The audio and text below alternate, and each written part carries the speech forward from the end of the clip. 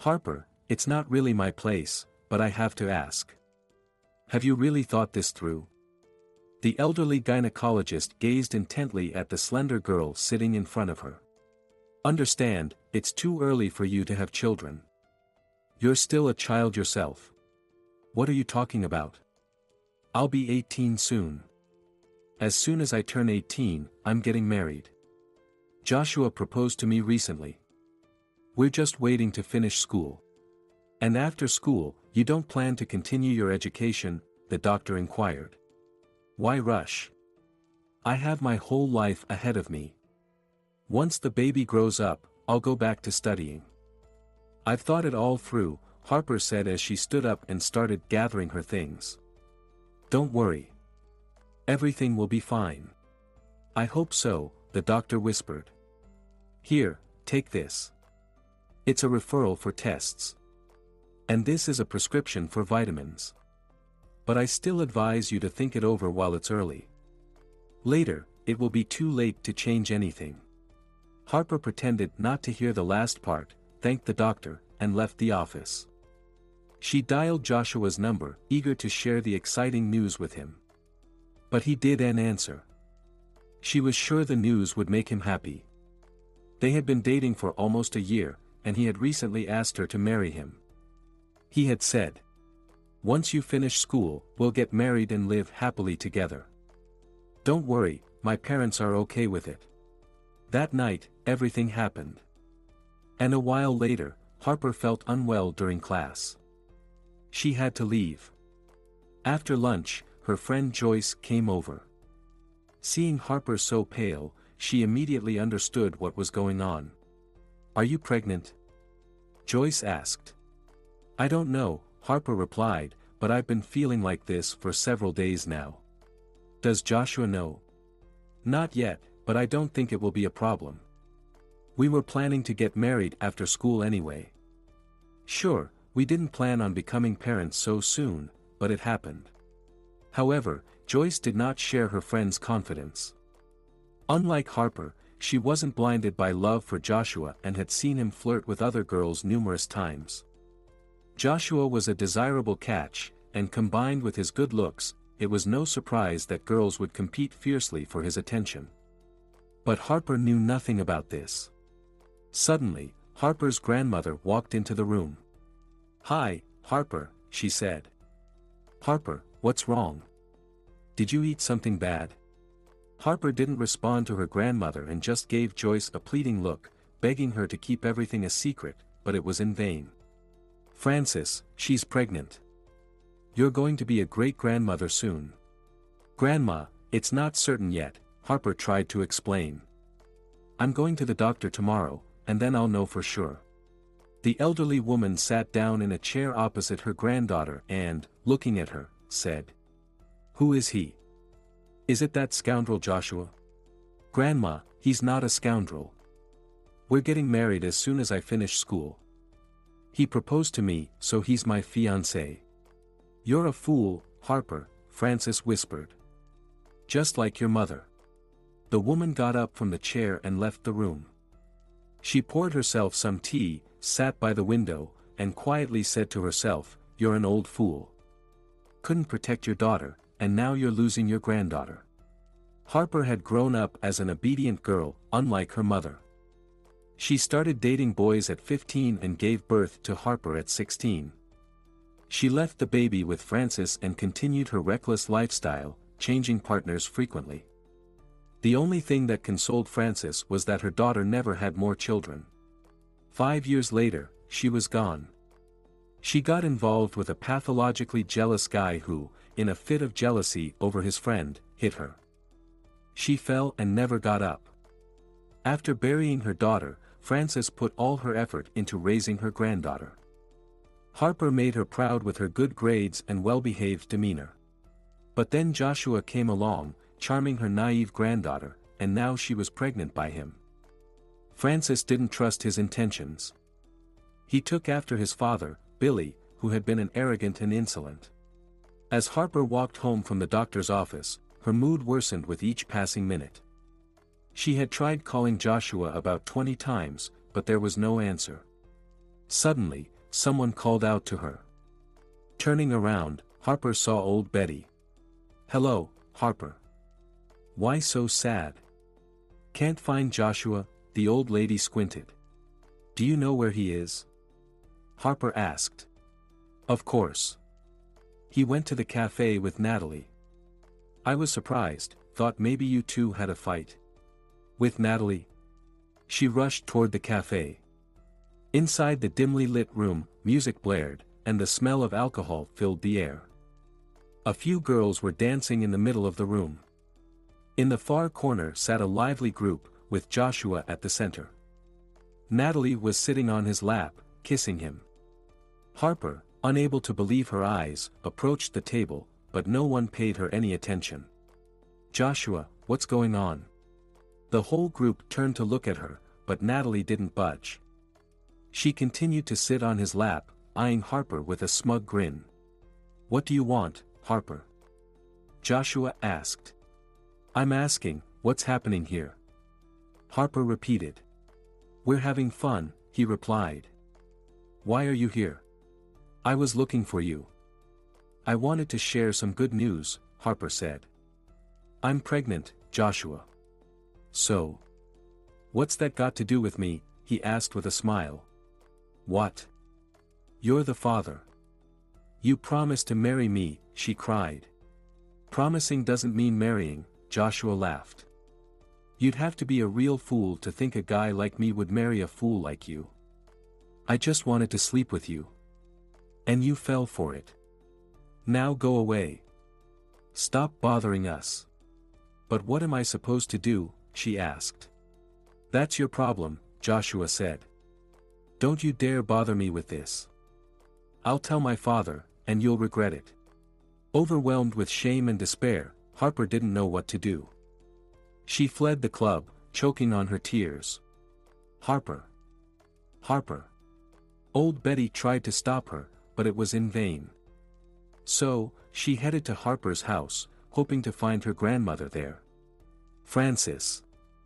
Your Harper ran toward the river in tears, something terrible might happen.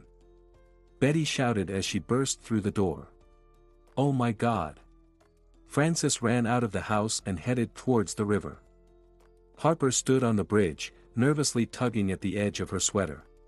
"Sweetheart, don't do this," Francis said softly as she approached her granddaughter. "I can't live without you, Harper."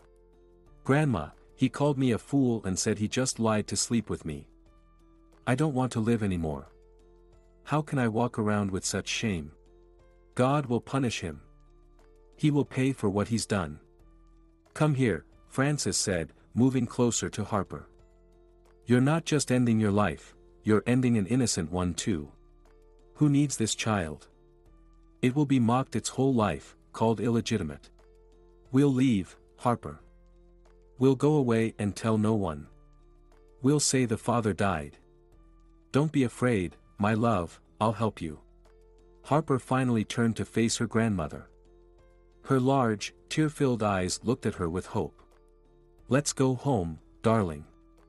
We'll calm down. You'll see, God will punish him." A week had passed. Harper hadn't left the house. Thanks to Natalie, the whole town knew how Joshua had humiliated her. Frances' heart broke as she watched her granddaughter. Harper didn't eat, only cried. "Stop it, sweetheart. As soon as you finish your exams, we'll sell the house and leave. We'll go far away, anywhere you want. After the baby is born, you can go back to school, and I'll take care of the baby. Don't worry, Harper, everything will get better." But it seemed Harper didn't hear her grandmother. She continued to refuse food and cried constantly. One day, Frances returned from the store to find her granddaughter unconscious. Physical and emotional exhaustion, the paramedic confirmed. "We're taking her to the hospital.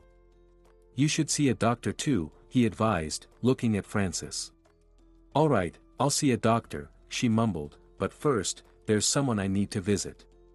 The woman headed to Billy's house to tell him exactly what she thought of his scoundrel son. As soon as Billy saw her through the window, he stepped out onto the porch and shouted. If you're here for compensation, go back. If I paid every fool who spread her legs for my son, I'd go broke. You're a scoundrel, and you raised your son to be one too. We don't want anything from you. I just came to say that you will pay for Harper's tears. One day you'll beg for forgiveness, but it will be too late, Francis yelled. You should have kept a better eye on your fool of a granddaughter instead of coming here with complaints. Otherwise, she'll end up like her mother. You scum. Francis boiled with anger. But Billy turned and went back inside. Francis picked up a stone from the road and hurled it toward the house, hoping to break a window. She missed, then walked back home. She reached her house, sat on the porch, and didn't get up again. Francis. What are you doing sitting here? Betty stood by the gate, trying to see what her neighbor was up to. But it looked like Francis was asleep. Betty approached the porch, already sensing something was wrong. Francis sat in an unnatural position and wasn't moving.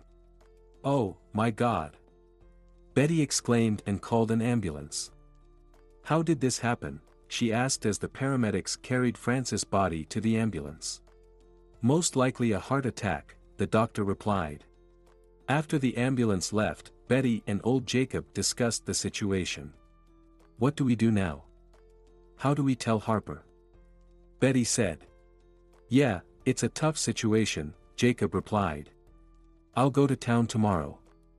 I'll visit Harper and take care of the funeral arrangements, she decided. I'll go with you, Jacob said.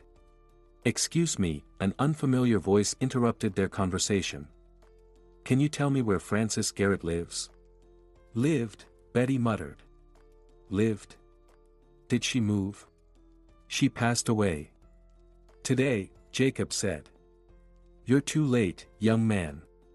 I'm sorry, the man, who looked to be in his 40s, stepped closer. And her granddaughter, Harper, where can I find her? Betty and Jacob exchanged glances. And why do you need to find her? Jacob asked.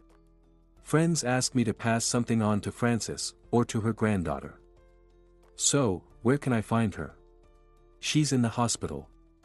But be careful, she's under a lot of stress, Betty advised. Thank you, the man said, heading towards his car.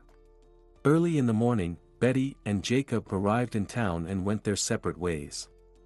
Jacob headed to the funeral home, while Betty made her way to the hospital to see Harper.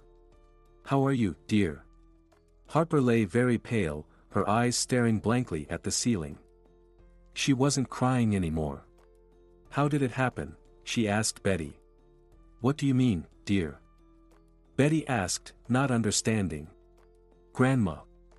I overheard the nurses talking yesterday. I wanted to go see her, but they didn't let me out of the ward and gave me a shot. Everything's still a blur. Her heart. It had been troubling her for a long time, Betty said. Don't worry, we won't leave you alone. You'll stay with me for now. Thank you, Betty. How can I attend the funeral? I'll talk to the doctor. I'm sure he'll allow it. Just rest for now, and I'll be back soon. The old woman left the room and headed towards the doctor's office. At the nurse's station, she noticed the man who had visited yesterday. He was talking to one of the nurses. When he saw Betty, he pretended not to recognize her and walked away. She was puzzled by his behavior, but quickly forgot about it when she saw the doctor. All right, dear, I've arranged everything. I'll come for you tomorrow and take you to the funeral. For now, stay and rest. Harper nodded, and Betty suddenly remembered the strange man. Harper, did anyone else come to see you while I was gone? The girl looked at her in surprise. Who would come to see me? Well, I came here with Jacob. He also intended to visit you, but he must have gotten caught up with things, Betty improvised. Anyway, rest up. I'll see you tomorrow. Okay, Harper said, drifting off to sleep as they gave her another injection. On the bus ride home, Betty told Jacob about the strange encounter at the hospital. I don't like him, Betty said. Yeah, it's all very strange, Jacob replied.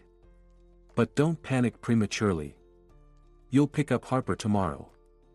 Then we'll figure out what to do next. Doctor, I want to have an abortion, Harper said. I don't want this child. Harper, the decision is, of course, yours, but as your doctor, I must warn you that such decisions can have significant consequences. You're very young, you understand. The doctor spoke while observing her closely, but he didn't see any signs of distress in her demeanor. You see, I'm completely alone now. I can't give this child anything. And don't tell me that someone above will help. My child would be forced to live in poverty and be unloved. All right, I understand. You'll see a gynecologist tomorrow, but you have tonight to think it over again. Thank you, Harper replied. A night to think it over again. If only the doctor knew how many of these nights she'd had. Her grandmother's death was the final piece in the wall she was building between her past and her future.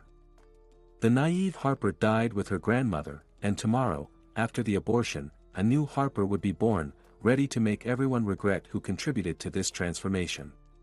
Leaving the hospital, Harper felt like a completely different person, seemingly indifferent to everything. She didn't want to scream, she just wanted to lie down, fall asleep, and never wake up again. But first, revenge, Harper decided, sitting on the porch where her grandmother had died a few days ago. She was about to go inside when someone called her name. Harper. She turned around to see an unfamiliar man. He was tall, middle-aged, and well-dressed. Harper looked at him warily. Hello, Harper, he said, approaching the porch. Who are you, and what do you want? Harper asked. I'm your father, the man said. Wonderful. Harper sneered. You're probably on your deathbed and decided to leave me all your millions. Don't expect me to thank you. And honestly, I'm very tired. I don't have time for you. So goodbye, and don't bother me with such nonsense again. She turned to leave. I understand how you feel, the man said. But please, let me explain everything. I'm not sick, I'm in excellent health. I only recently found out about you. Please listen to me, and you will understand. What if I don't want to listen? Then I will have to sit on this porch until you agree to talk to me. Harper sighed and said, all right, go ahead, and she sat down on the porch. I have a proposition, the stranger smiled. Let's go have lunch, and I'll tell you everything. Harper nodded in agreement. At the cafe, after ordering food, the man didn't waste any time and asked. Can I start? The girl nodded and leaned back in her chair, feigning interest. My name is Stan, he began. A little over 18 years ago, I came to your village on business. I was married at the time, but your mother drove me crazy. When I got back home, I wanted to divorce my wife and marry your mother. I didn't know she was pregnant. Then, out of nowhere, my wife told me she was pregnant, and I couldn't leave my future child without a father. I had to give up my dream of being with the woman I loved. Later, there was a miscarriage, but as it turned out, the pregnancy was a lie from the beginning. But back then, I didn't know any of this. She suffered a lot and begged me to stay with her. Out of pity, I did. 6 years went by, and I decided to visit your village again. Frances told me your mother was gone and chased me away. She never mentioned I had a daughter. I saw no reason to divorce my wife anymore, so I stayed with her. A few months ago, my wife was diagnosed with cancer. On her deathbed, she confessed that 18 years ago, while I was in the bathroom, your grandmother called. My wife pretended to be a maid. Frances believed her and asked her to tell me that your mother was pregnant. Naturally, my wife didn't pass on the message, and that's when she made up her own pregnancy story. After my wife passed away, I came here. I'm sorry, but your mother didn't have the best reputation. I had to be sure you were my child. So I bribed some medical staff while you were in the hospital to get a DNA sample. Once it was confirmed, I came to see you. I know what you've been through. Let me help you. Harper sat in silence, processing what she had just heard.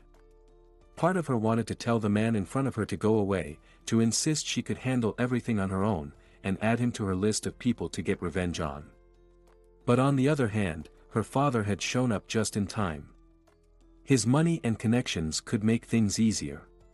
Stan seemed to read her mind. "I have a feeling you want to get back at those who wronged you," he said with a smile. "But think about it, what can you do right now?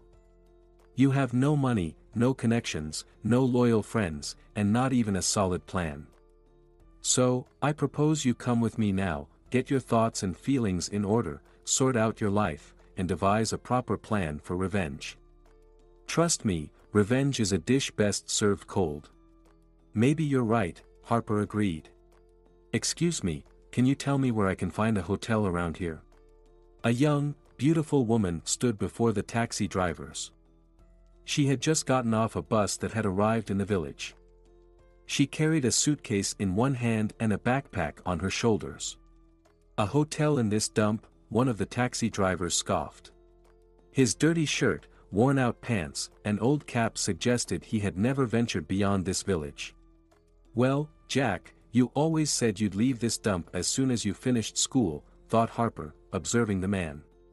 The unkempt man who had answered was her former classmate, who had always looked down on her during their school years. Maybe someone rents out a room. Harper needed a place to stay. "Noah, you've got a big house. Why don't you put her up?" Jack called out to one of the taxi drivers sitting in car. The men laughed. Harper scrutinized Noah. She didn't know him. Maybe he had moved here while she was away. But who in their right mind would come to this dump where there was no work or prospects? Noah got out of his car and walked over to her. He was of average height, with broad shoulders and muscular arms. "Well, if the lady is willing to pay for her stay and behave herself, we can give it a try," he said. Harper looked him straight in the eye. "Of course. I was brought up well and know how to behave in someone else's home. You don't need to worry about my conduct." Noah's house was indeed large. 2 stories with a huge terrace that had 2 doors leading from it. Noah headed to one of the doors. "This is where I'll put you. My parents used to live here, but they passed away. I intended to merge these 2 halves, but..." He hesitated. "I haven't done it yet. So, you'll have a separate entrance. It's practically a separate apartment." "Thank you." "It's perfect," Harper replied gratefully. After agreeing on the price, she went to her side, unpacked her things, took a shower, and changed clothes. It had been 7 years since she had left here with her father. Her father lived in Boston, in a huge apartment in one of the skyscrapers, with a country house, a small fleet of cars, and a very profitable business. Stan insisted that Harper study at one of the universities in Boston. "Understand me, daughter. Education provides not only knowledge. Education teaches you to think correctly." Harper threw herself into her studies. At first, she studied because she had to. But then the pursuit of new knowledge captivated her, and she sought out new learning on her own. She graduated from university as one of the top students in her class. Her father got her a job at his company as his assistant. After working for a year, Harper decided it was time for revenge. When her father learned of her intentions, he accepted it as inevitable. Together, they devised a plan. Of course, this is just an outline. "We don't know what has happened over the years, so we'll adjust as we go," he said. "Therefore, you need to gather information first and not rush for quick results. Everything needs to be well thought out. It might take several years. So be patient. Don't worry, Dad, I won't rush." The evening before her departure, they sat together in a restaurant. "Make sure you call me every day," Stan urged. "Tell me everything that's happening with you." Harper nodded in agreement. Her father pulled out a small ring with a stone from his pocket. "Dad, what's with the gifts? This isn't just a gift. It's your talisman and my peace of mind. If I don't hear from you every day, I'll come for you right away." But if something happens, just press this stone hard, and it will send a signal to me and my chief of security. Please, wear it all the time. All right, Harper said. All these years, her father lived solely for her. He was caring, kind, and generous, as if making up for all the lost years. In the morning, Harper began her journey, the one she had been preparing for all this time. She didn't realize when she fell asleep. She looked at the clock, it was 5 in the morning. She decided it was time to get up. Putting on a tracksuit, she went out for a run. It was part of the plan, to go for a daily morning run. Under this guise, Harper could survey the surroundings, note the changes that had occurred over the past 7 years, observe new people who might have appeared, and overhear conversations. She wasn't worried about being recognized. Her new chestnut hair color, colored lenses, and diet had changed her beyond recognition. The overall appearance of the village was depressing. Only one street in the village seemed to be thriving. New mansion-like houses had appeared, and the fences had grown taller. It was clear that money was no object here. And there's the house of the family that almost ruined my life, Harper thought bitterly, stopping in front of it, pretending to tie her shoelace. Good morning. I don't think I've seen you around here before, a voice sounded next to her. Harper saw Billy driving out of the gate, but she didn't expect him to stop beside her. Are you visiting the Plummer family? The Plumbers lived on this street. The head of the family owned a woodworking business nearby. Harper understood that Billy's question was likely just a pretense. He probably already knew where she was staying. No, she replied, pretending to adjust her shoelace. Then she stood up and prepared to continue her run. She had nothing to talk about with Billy. Not yet. Then who are you visiting?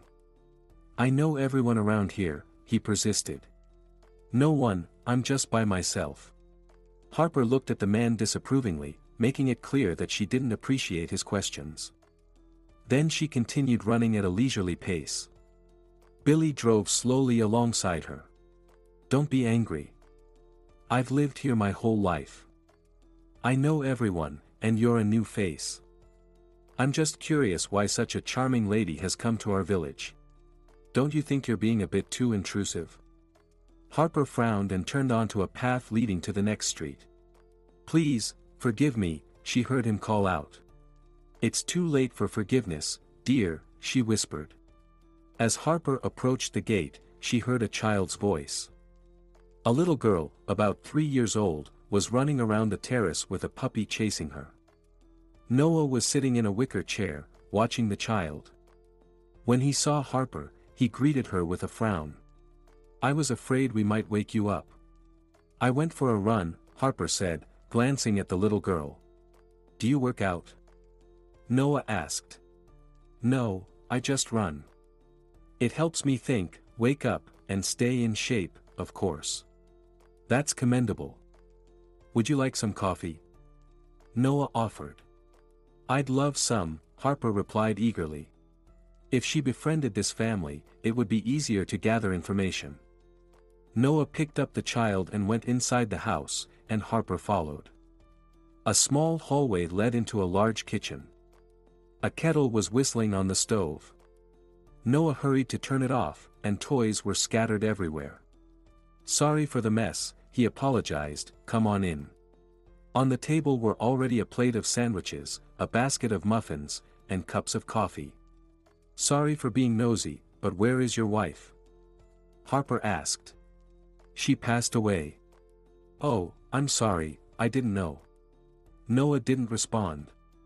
And where do you work? She continued. At the school. I'm a teacher, physics and computer science. We moved here 4 years ago. First, my wife's parents, and then us. The city's air was too harsh for Ashley, my wife. So, we moved here. I thought you were a taxi driver, Harper said. I was just helping out.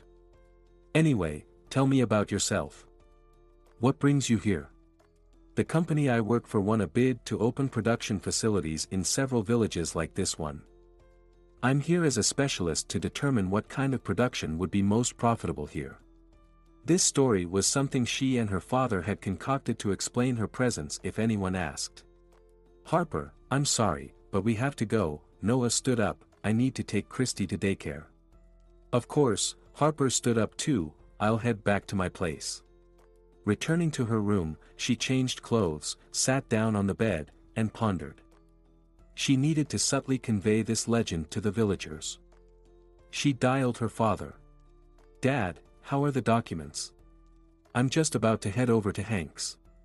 Hank was an old friend of her father's, a high-ranking official dealing with land regulations at the state level. Just give him a heads up, as I plan to start spreading rumors about the new production today. Don't worry, daughter, we'll take care of it. We'll send all the documents to the local mayor today. After chatting a bit more with her father, Harper started getting ready. She needed to dress in a way that wouldn't make her look out of place but would still make her stand out. The seemingly simple jeans, jacket, and boots, upon closer inspection, spoke of their significant cost. Adding to that some small, neat diamond earrings and a silk scarf, the young woman was fully prepared. Where could she hear all the news and subtly tell her own? Well, of course, it was the local market she headed to. The market was bustling with people. Everyone was talking, bustling, and life was buzzing here. A new car pulled up to the market. Natalie emerged from it. Her entire appearance screamed that she had a lot of money. Well, she said. Shopping time. She glanced around, and her gaze stopped at Harper. Did she recognize her? She didn't. She looked Harper up and down, assessing her appearance, and Natalie put on a friendly smile. Oh, you're the one staying with Noah. She wasn't known for her tact. Yes, Harper decided to feign surprise at such boldness. Natalie noticed it and decided to smooth over her impression. Don't take offense. It's just that we're all straightforward here in the village. By the way, how long are you staying? I'm here for work. As soon as I finish, I'll leave right away. How interesting, exclaimed Natalie. And forgive me for being curious, but what kind of work brought you here? The company I work for won a bid to build a production facility in your village. My task is to determine what kind of production is possible here, find a suitable location, and start construction. Do you already have all the documents ready? I'm somewhat acquainted with our mayor. He didn't mention anything like this. If everything wasn't ready, I wouldn't have come here. And as for your mayor not knowing, well, perhaps he simply hasn't been informed yet. I think he'll be notified tomorrow. Harper intentionally said the last sentence loudly. The locals needed to hear it, to understand that she had significant capabilities and influential leadership, for whom the local mayor was not an authority. Some women overheard her, and not hiding their satisfaction, they looked at Natalie. Oh, but I have everything, suddenly exclaimed Natalie. Why did I even come here? She headed back to her car, turned around, and said to Harper. Well, welcome to our little hole. It's all kind of strange, the mayor twirled a glass of whiskey in his hands. Why did our government suddenly decide to do such a charity? The opening of a company in the wilderness. Most likely, someone wants to launder money. Billy also turned his glass over in his hands. It wouldn't hurt for us to join in. Maybe there will be an extra $1 million in your pocket. Everything has been distributed for a long time. You see, the papers haven't even arrived yet, but the specialist has already arrived. There are enough people who want to grab a bigger piece without us. We need to ingratiate ourselves with a specialist. Billy smiled. I saw her, a young girl. If there was something serious, they would have sent a serious person. And here, most likely, for a distraction. They'll build something simple. The money will be washed, they will report to the authorities, and that's it. Even if everything is seriously planned, then you need to keep an eye on it. And who will agree to go from Boston to live in this hole? Therefore, they will put local people in charge of everything. Guess who will have to head the new enterprise? You know my terms, the mayor smiled. Well, that's settled. We need to find out everything from the girl. Take care of these for a start under the pretext of the documents that came, Billy said, and left the mayor's office. Harper ran along the village. She wanted to get to work today. It was necessary to find a good site for construction. She has already decided on the activities of the future production and has developed a sequence of actions. She had hoped that last night there would be movements on the part of her opponents. But the evening passed quietly. No one was looking for meetings with her. Had she miscalculated somewhere? Well, let's wait. Maybe if they see the actions, they will start to move, the woman decided to herself. That's why, waking up early under the guise of jogging, she headed along the outskirts of the village. The sound of an approaching car was heard from behind.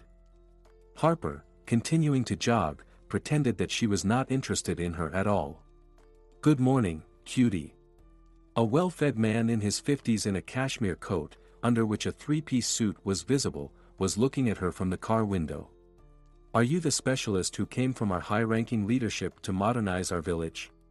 Even if it's me, it's not the right time to have business conversations, Harper said. Of course, I understand everything. I would just like to invite you to my office to discuss some nuances. And who are you? Harper stopped, looking at the man. She knew who he was. But it was necessary to support the legend that she was here for the first time. Colin Epper, the local mayor, the fat man smiled. So why should I come to you, Colin? Harper continued running. The car slowly moved after her. Well, as far as I know from the documents, you are in charge of the development of future production. I could help you with information, provide some information about the area and the people. Okay, I'll come in, Harper said, and turned toward the houses. I'll be waiting for you, she heard behind her. It's certainly not what I wanted, but it's even better, Harper thought. The morning turned out to be fruitful. She picked a great place to build and made sure her bait started working. Harper, would you like some coffee? Noah told her. Like yesterday, he was sitting in an armchair and waiting for Christy to play with the puppy. Thank you. I'm just going to take a shower. Harper came into the kitchen when Noah was pouring her coffee and milk for Christy. You've made a splash here, he said, everyone's talking about you. What is the new program to support the village? I don't really know, Harper evaded the question, what they told me, I do. And tell me, Noah, what professions prevail among the local population? Ordinary, mostly workers. Everyone knows how to do a little bit of everything. Will you be recruiting locals for work? Of course. And if there is not enough, we will attract from the nearest settlements. That's good. I can't even believe that someone remembered about us. And, by the way, why us? Noah asked this question, to which Harper has long prepared an answer. One of the founders of this project had a father who lived here and died. Apparently, this is in memory of him. Noah and Christy left, and Harper began to get ready for the mayor. I wanted to hear what he had to say to her. She hadn't impressed him as a businesswoman since morning. It could be heard from his intonation. Now is the time to correct this impression. A business pantsuit, a strict hairstyle, a heel, nude makeup and some jewelry created the image of a businesswoman who always gets her way. Hello, Colin smiled, I'm sorry, I didn't quite understand your name from the papers. Harper. Harper decided not to hide her name. She sat down in the chair opposite the mayor. Tea, coffee? He asked. No, thanks. Let's get right to the point. What questions do you have about our documents? So practically none. I looked at the estimated costs. Judging by them, you are planning to build a small production facility. Why? Smiled Harper, if you had paid attention to the project plan, you would have noticed that the production is planned to be huge, we even plan to enter international markets. By the way, this project is not final. I have already decided on the direction, so I will provide the final version in a couple of days. But I already know from my calculations that the end result will be more expensive. But you have an amount that does not correspond to your plans, the mayor said in surprise. You will not have enough for the entire project. This program allows the use of sponsorship. We will look for investors. Or rather, we have already found it. As soon as I submit the final draft, we will start negotiations. It seemed to Harper that even through the table she could see the mayor rubbing his sweaty hands in anticipation of profit. Colin talked a little more about how glad he was that such a program had reached their village, and began to say goodbye. Thank you, Harper. I hope I will be one of the first to learn about the final decision on your project. Goodbye, Colin. To her surprise, she found Noah at home. Why aren't you at work? Has something happened? She asked. I have a day off from school today. I usually do chores on this day. Noah laughed, and Harper noticed the dimples in his cheeks and the twinkle in his eyes. I'll help you. I don't have anything to do anyway, Harper said. Oh, come on, he replied. Objections are not accepted, especially since I need to distract myself from mental activity. Okay. Dinner's on me.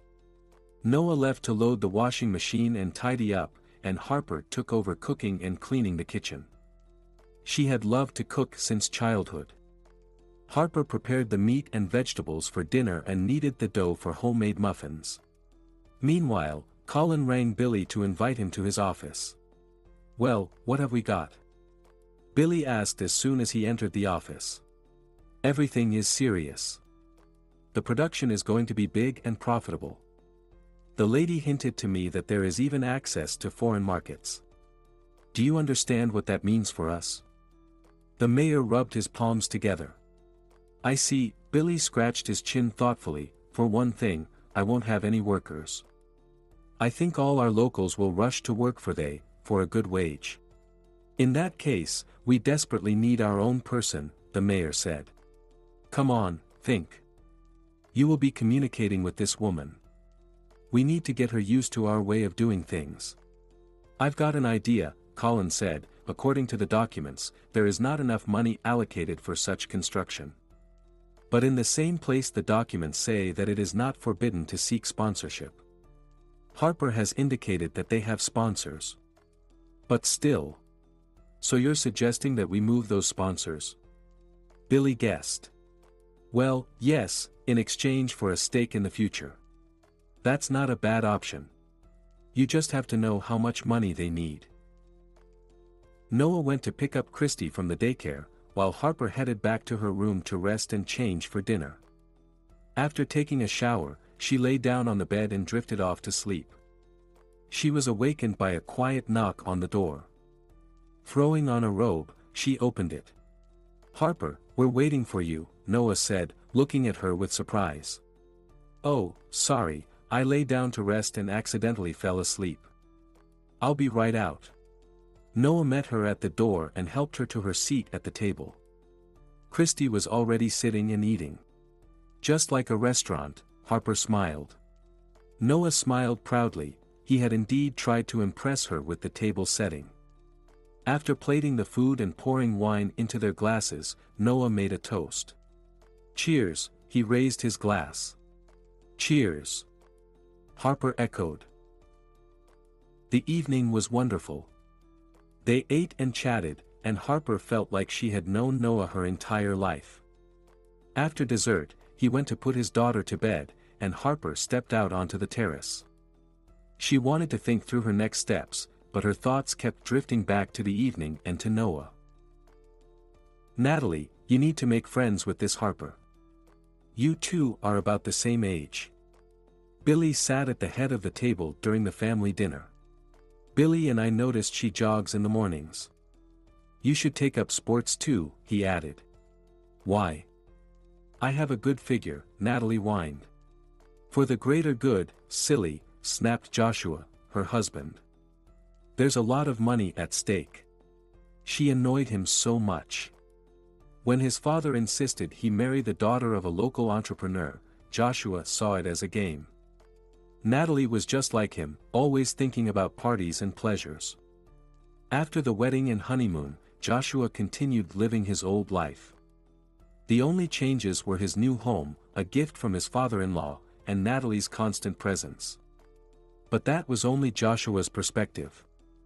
Natalie took it all seriously and started playing the role of a proper wife. She forbade him from meeting friends, hosting parties, or being out without her permission. Joshua just laughed and ignored her complaints, believing he was free to do whatever he wanted. One night, when Joshua was at a club with some girls, an enraged Natalie stormed in, yelling and pulling one of the girls off his lap. Joshua lost his temper and hit his wife. "Who do you think you are to boss me around? Wife? Then go home and take care of the house," he shouted, pushing her out of the club. That evening, he brought a girl home and had a wild night. He woke up to a bucket of ice water being poured on him. Opening his eyes, he saw his furious father, his father-in-law, and his wife. The girl was nowhere to be seen. "I escorted her out," Billy said, his tone ominous. His father was pulling his belt out of his pants.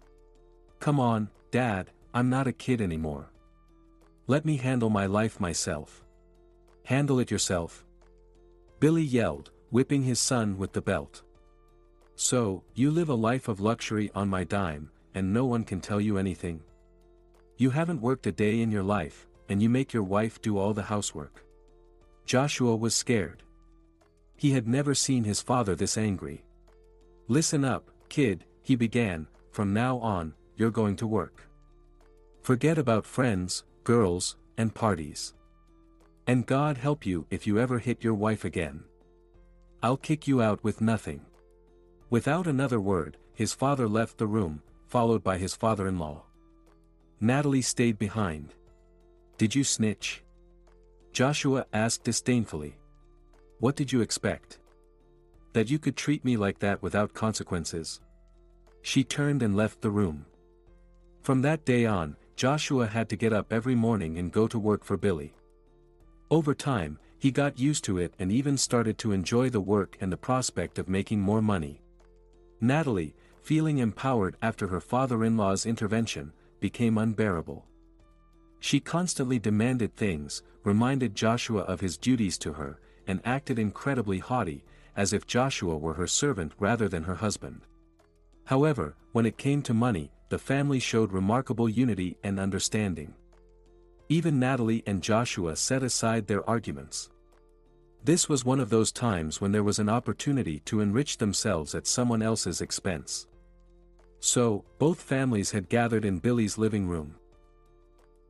As soon as the clock showed 5 in the morning, Harper got out of bed.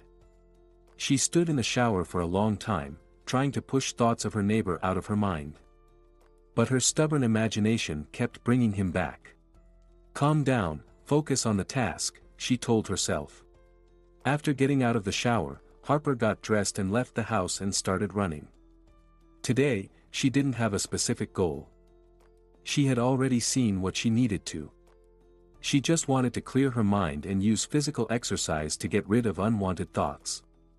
She ran, humming along to the music in her headphones, and didn't hear someone calling her until they grabbed her by the elbow.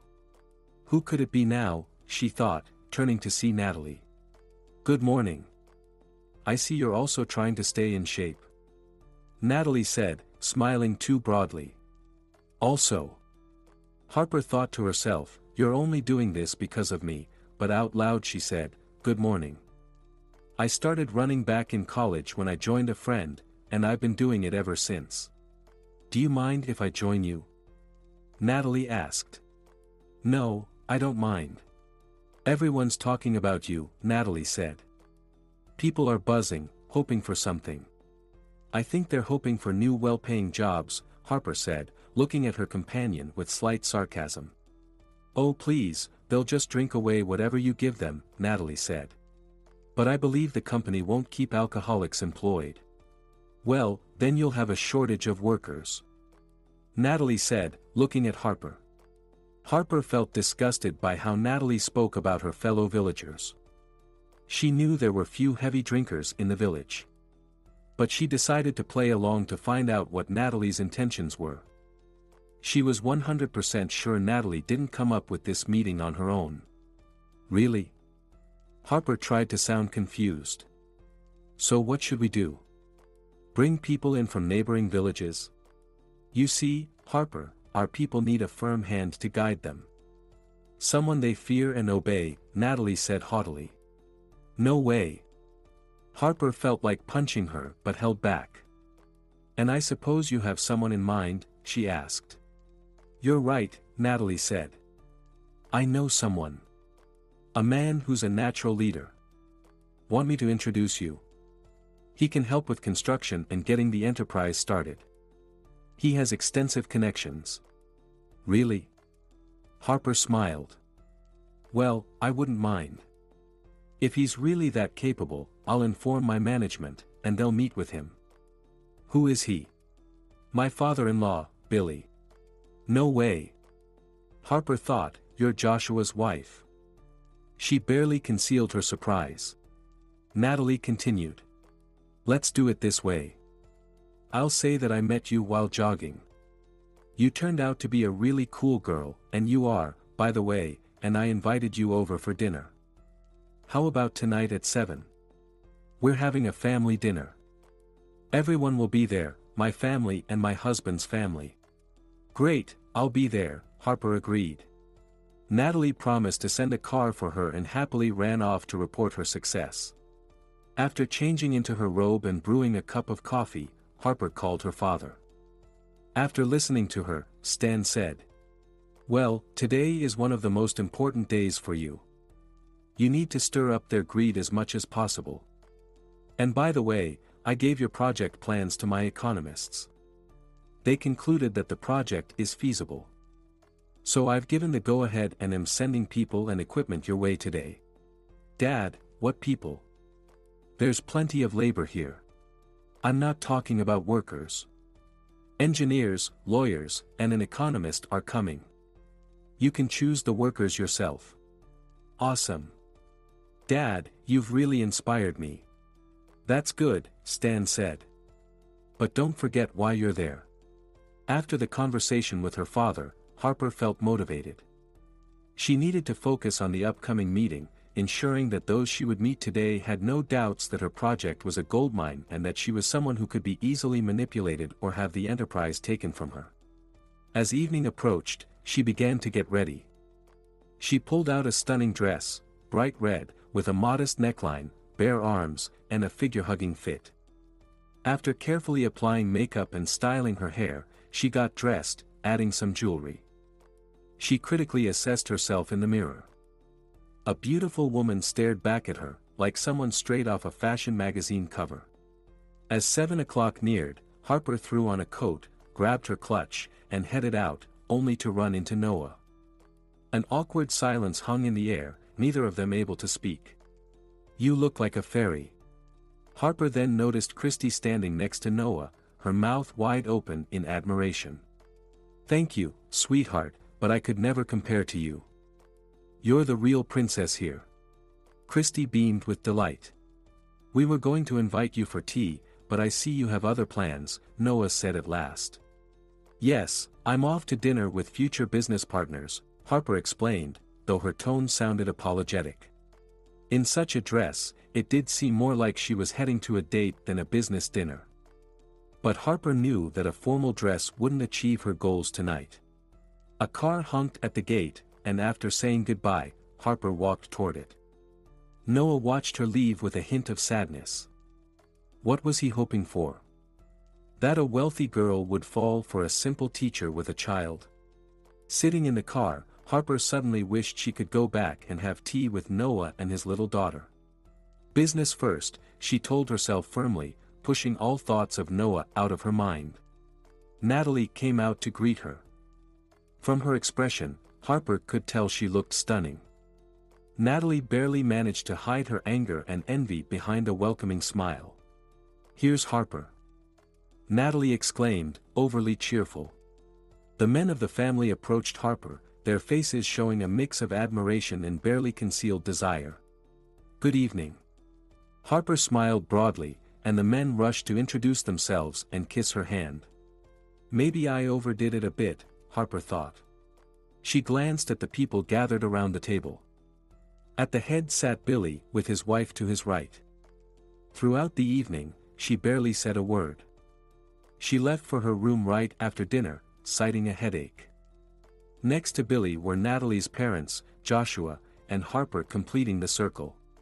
Once his wife left, Billy focused all his attention on Harper, pouring her wine, joking, and complimenting her. Joshua tried to keep up, captivated by Harper's beauty, and forgot about his wife, who was irritably nudging him with her elbow. The only one who remained composed and unaffected by the guests' charms was Natalie's father, Hank. Watching Billy and Joshua, he realized they had forgotten why Harper was invited. He decided to steer the conversation in the right direction. "Harper, you must be tired of compliments by now, but I must add that besides your beauty, you possess a remarkable intellect. Otherwise, you wouldn't be trusted with such an important mission of starting a production from scratch." "Thank you, Hank. This isn't my first project, but usually, after I develop it, other specialists take over. This time, I decided to oversee everything personally. Equipment and staff should arrive in the next few days." "What kind of staff?" Billy, reminded of the dinner's purpose, asked. The arrival of more people from Boston could complicate their plans significantly. "Specialists to start the construction, recruit staff, and handle documentation," Harper said, smiling charmingly. "Are you planning to hire local staff?" "Yes, possibly. If needed, we'll bring people from neighboring areas." "That's good. We have enough workers, but not many specialists, they're all occupied." "You wouldn't put a local without the proper education in charge of such a production, would you?" "Of course not," Harper smiled. "We'll send someone from Boston. But such a production requires huge investments before it starts." "Did the government allocate such a sum?" "Of course not, but we can attract sponsors. In fact, many have already offered their support." "And what's in it for them?" "We ensure they are acknowledged in all matters related to our production. In government reports, advertising, even on the product labels, their assistance will be noted. Also, during the grand opening, there will be a big press conference with a significant focus on the sponsors and their role in the project. So, we have many willing sponsors, and we're not worried about lacking funds." Harper smiled. Silence hung over the table. Harper could almost hear the wheels turning in the men's heads. Her answers had made it clear that they couldn't easily latch onto this project and profit from it. "Dad, I feel a bit uncomfortable," Natalie interjected. She thought it would be suspicious if their guest was questioned about her work all evening. "I invited Harper to have a nice evening, and you're bombarding her with work questions." "Yes, indeed, what are we doing?" Billy snapped out of his thoughts. "Forgive us, Harper, for being so intrusive. As someone who's been in business my whole life, I always think about work. But tell us about yourself. What do you enjoy doing in your free time?" "I heard you're into sports." "Not really," Harper replied. "Mostly just morning runs.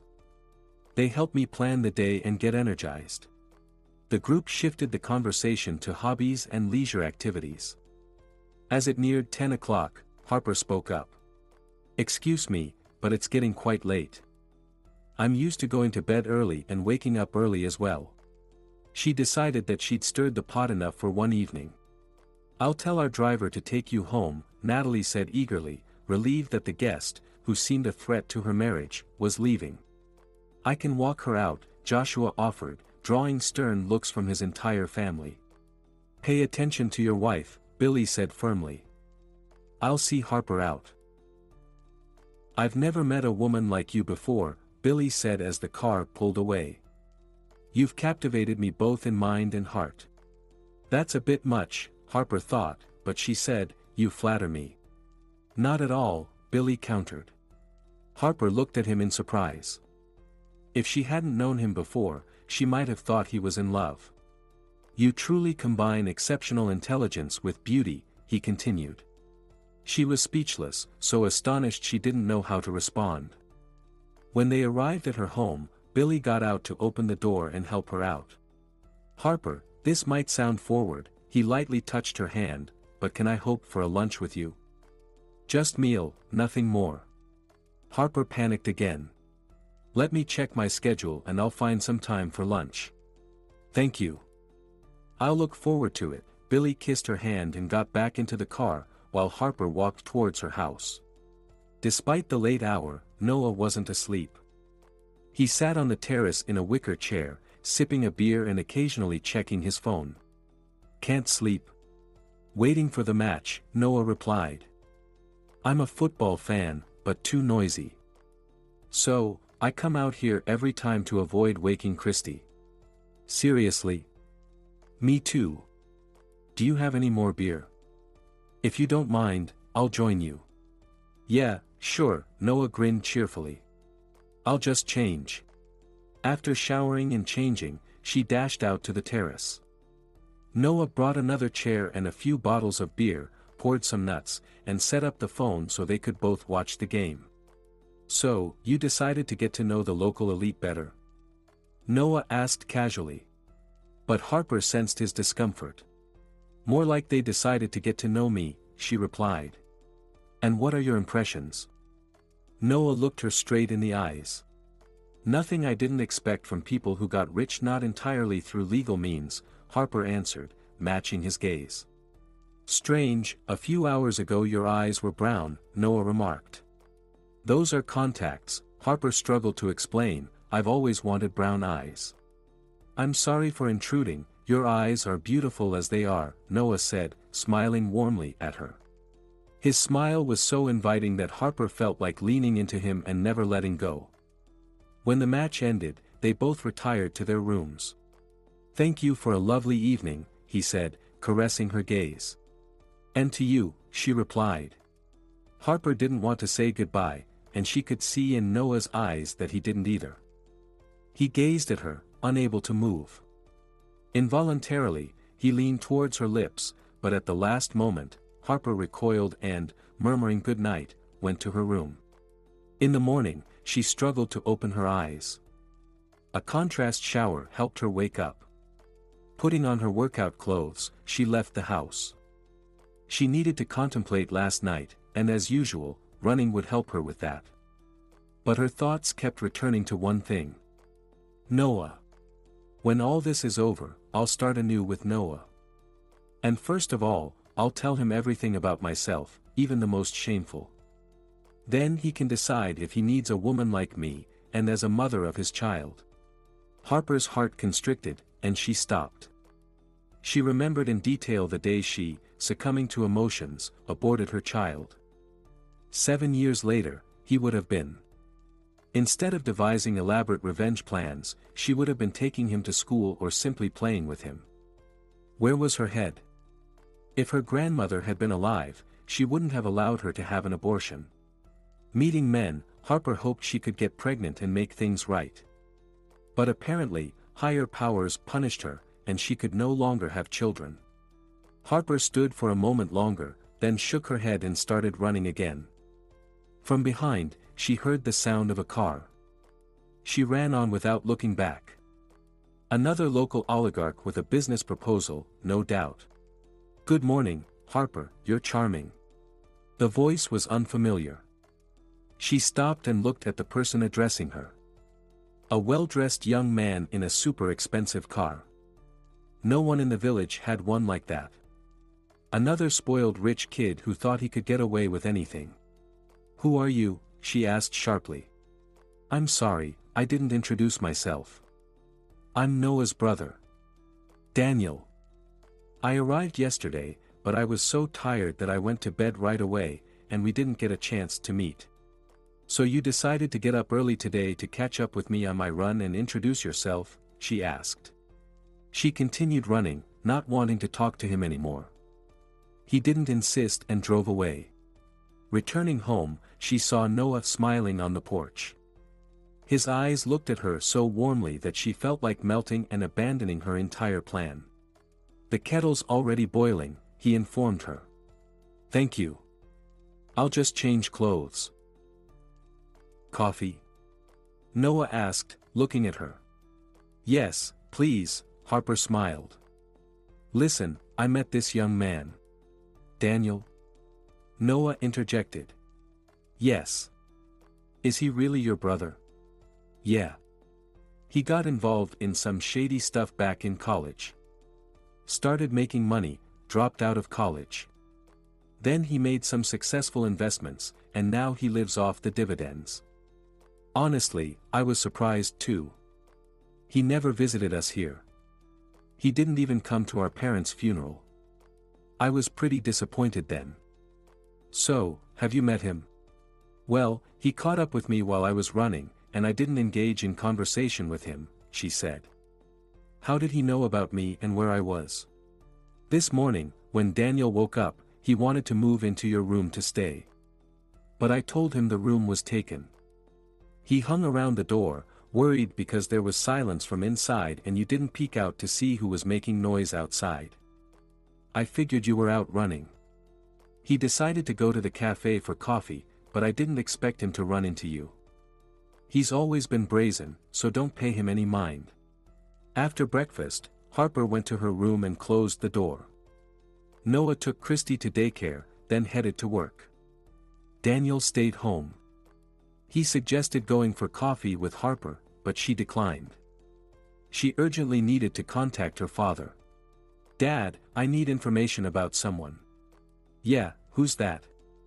Stan asked. Maybe it's nothing important, but I don't like the sudden appearance of a wealthy guy who hasn't been here before. Daniel Marvin. That's a familiar name, her father said thoughtfully. I'll look into it right away. With nothing else to do, Harper lay down and unexpectedly fell asleep, almost the entire day. Wow, she exclaimed, looking at the clock. I slept the whole day. There was a knock at the door. Thinking it was Daniel, Harper didn't rush to open it, but the knocking continued. With an annoyed expression, she opened the door to find Abigail, her father's chief auditor, standing there. Good afternoon, Harper. We've arrived, Abigail said. There were a few more people standing on the terrace. Oh, right. Please come in. I'll be with you in a moment, Harper replied, quickly heading to the bathroom to freshen up. Her father hadn't mentioned on the phone this morning that her team would be arriving today. Fully composed, she returned. Where are you staying? She asked. Nowhere yet. We came straight to you. Honestly, we're very tired, Abigail answered. Yes, of course, I understand. Let's find you a place to stay, Harper said, dialing Noah's number. He listened and suggested they could stay on the second floor of his place. Harper showed the visitors upstairs. The women settled in one room and the men in another. Harper suggested they come down for a bite to eat after settling in. Then she called Noah again. Noah, is there any cafe around here? Yes, but it's closed on weekends. The owner is Natalie, actually. I thought you two had hit it off, Noah replied. Yeah, something like that, Harper chuckled. She dialed Natalie's number. Natalie answered immediately, as if she had been expecting her call. Natalie, hi. I need a favor. Is there any decent restaurant around here? My team from Boston is arriving, and I need to arrange meals for them. You know, there's a nice cafe, mine. I think it would suit your needs, Natalie responded enthusiastically. Great. Can you arrange dinner delivery for 5 people? Harper asked. How about in 3 hours? Natalie suggested. That works, Harper replied and hung up. Harper was pleased. She understood that Natalie probably wasn't prepared, but she wouldn't want to look bad in front of guests from Boston. Let her stress a bit, it would do her good. Quite the character you've dug up for me, Harper's father's voice was laced with satisfaction. Your Daniel is well known in certain circles. He's a card shark who goes by the name Johnny Lee. He started back in college and was quite successful. Within a year, he made his first million and dropped out of school. He only targeted harmless victims and avoided crossing paths with the big fish, which is why he never got into trouble. He was always careful, and if it weren't for your precise description, I'd never have guessed that Johnny wasn't his real name. A few months ago, he took a risk and swindled some very influential people. He pulled it off and vanished. Everyone thinks he's abroad and they're looking for him there. But here he is, right under our noses. What's he doing there? Dad, he's the brother of the man I'm renting from, Harper said, stopping to catch her breath during her morning run. Well, that explains a lot. All right, I'll think about what to do with this information. How are you? Starting today?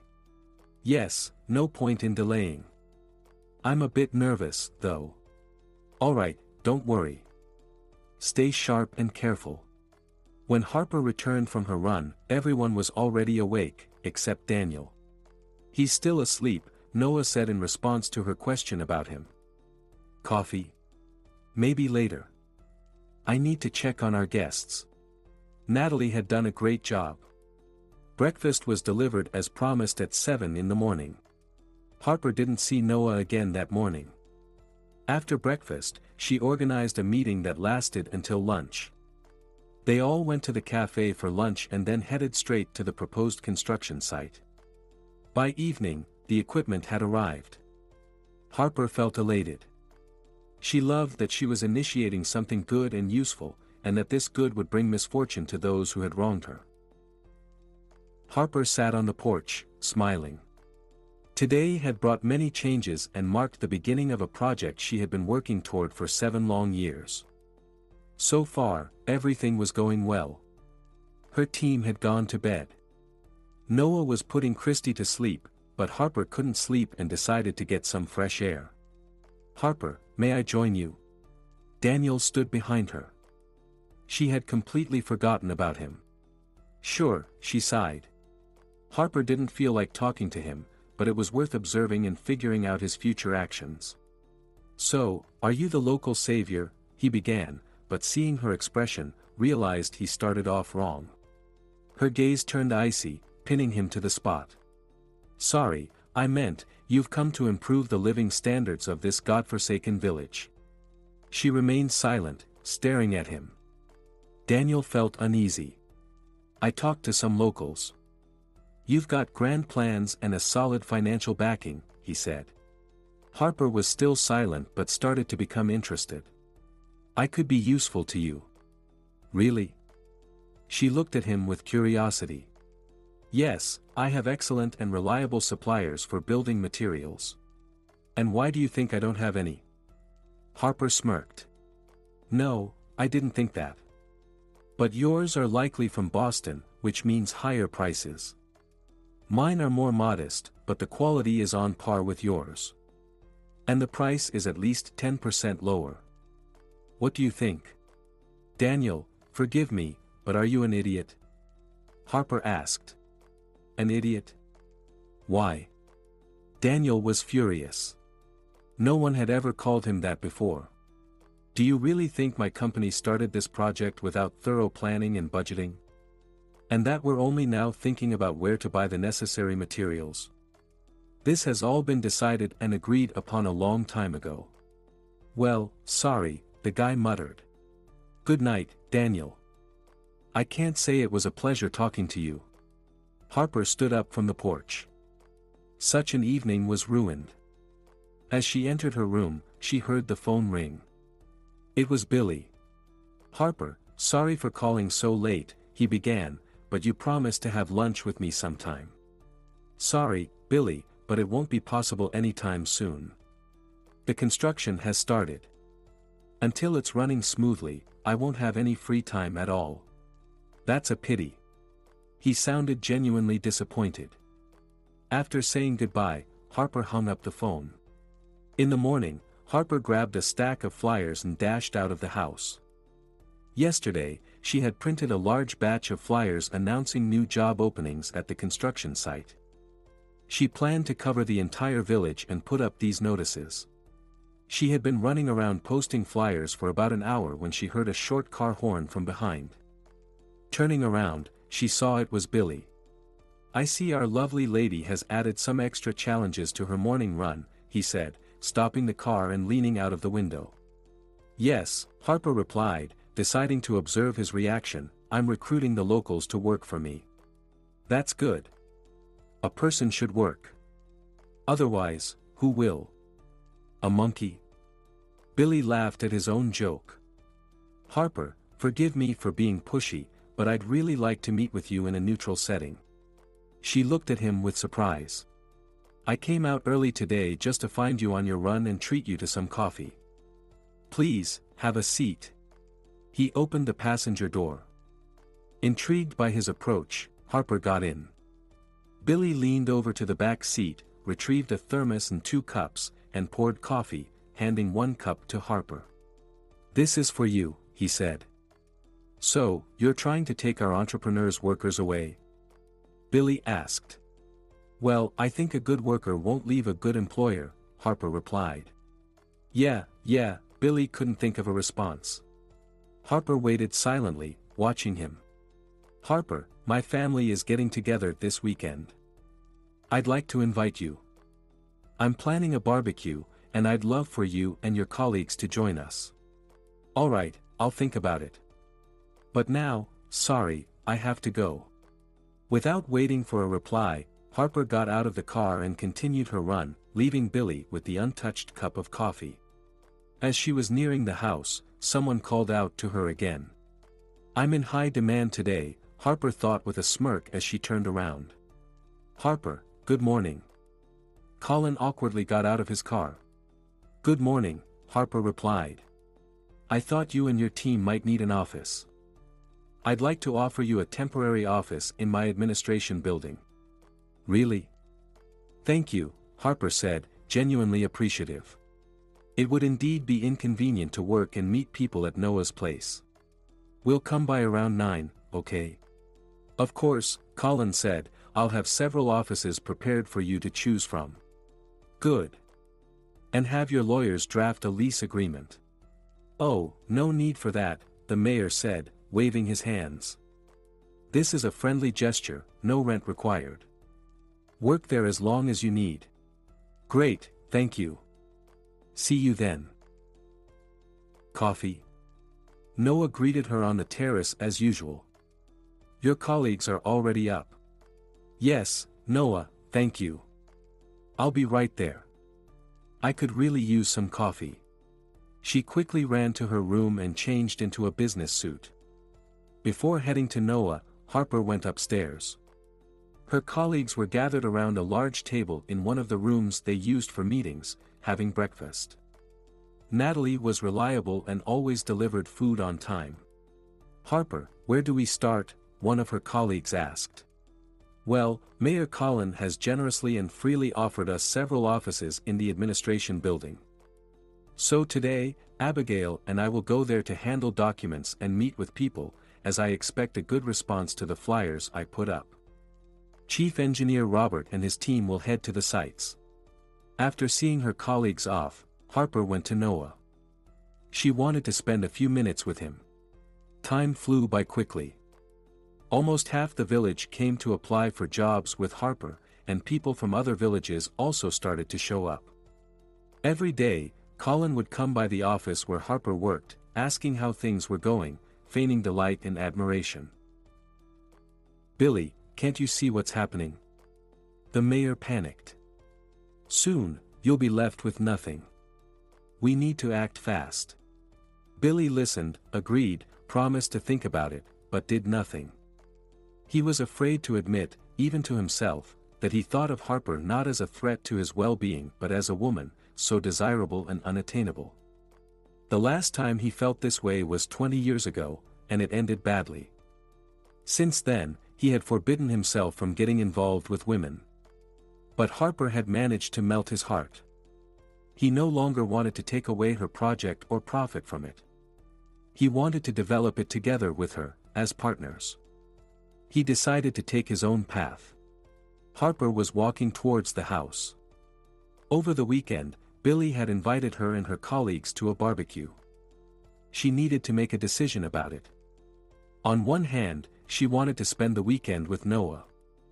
They could have a picnic in the garden. On the other hand, at the barbecue, Billy and his team would likely take decisive action, and she didn't want to delay dealing with that. "Hi, my fairy." Lost in thought, Harper didn't notice Noah and Christy catching up to her. "We bought something. Will you join us for a picnic?" "Of course, dear." It didn't immediately dawn on Harper that she had agreed, thus disrupting all her plans for tomorrow. "Great," Noah said, delighted. "I'll figure it out later," she thought. Taking Christy's hand, they ran to the house. Daniel was waiting for them on the porch. Harper hadn't seen him for almost a week. When she left the house in the morning, he was still asleep, and when she returned, he was already gone. No one knew where he went or why, but he always came back drunk. Even now, there was a faint smell of alcohol on him. "Oh, hello," Daniel exclaimed. "The savior of our dying village." "Calm down," Noah intervened. "And what about you, brother? Are you in love?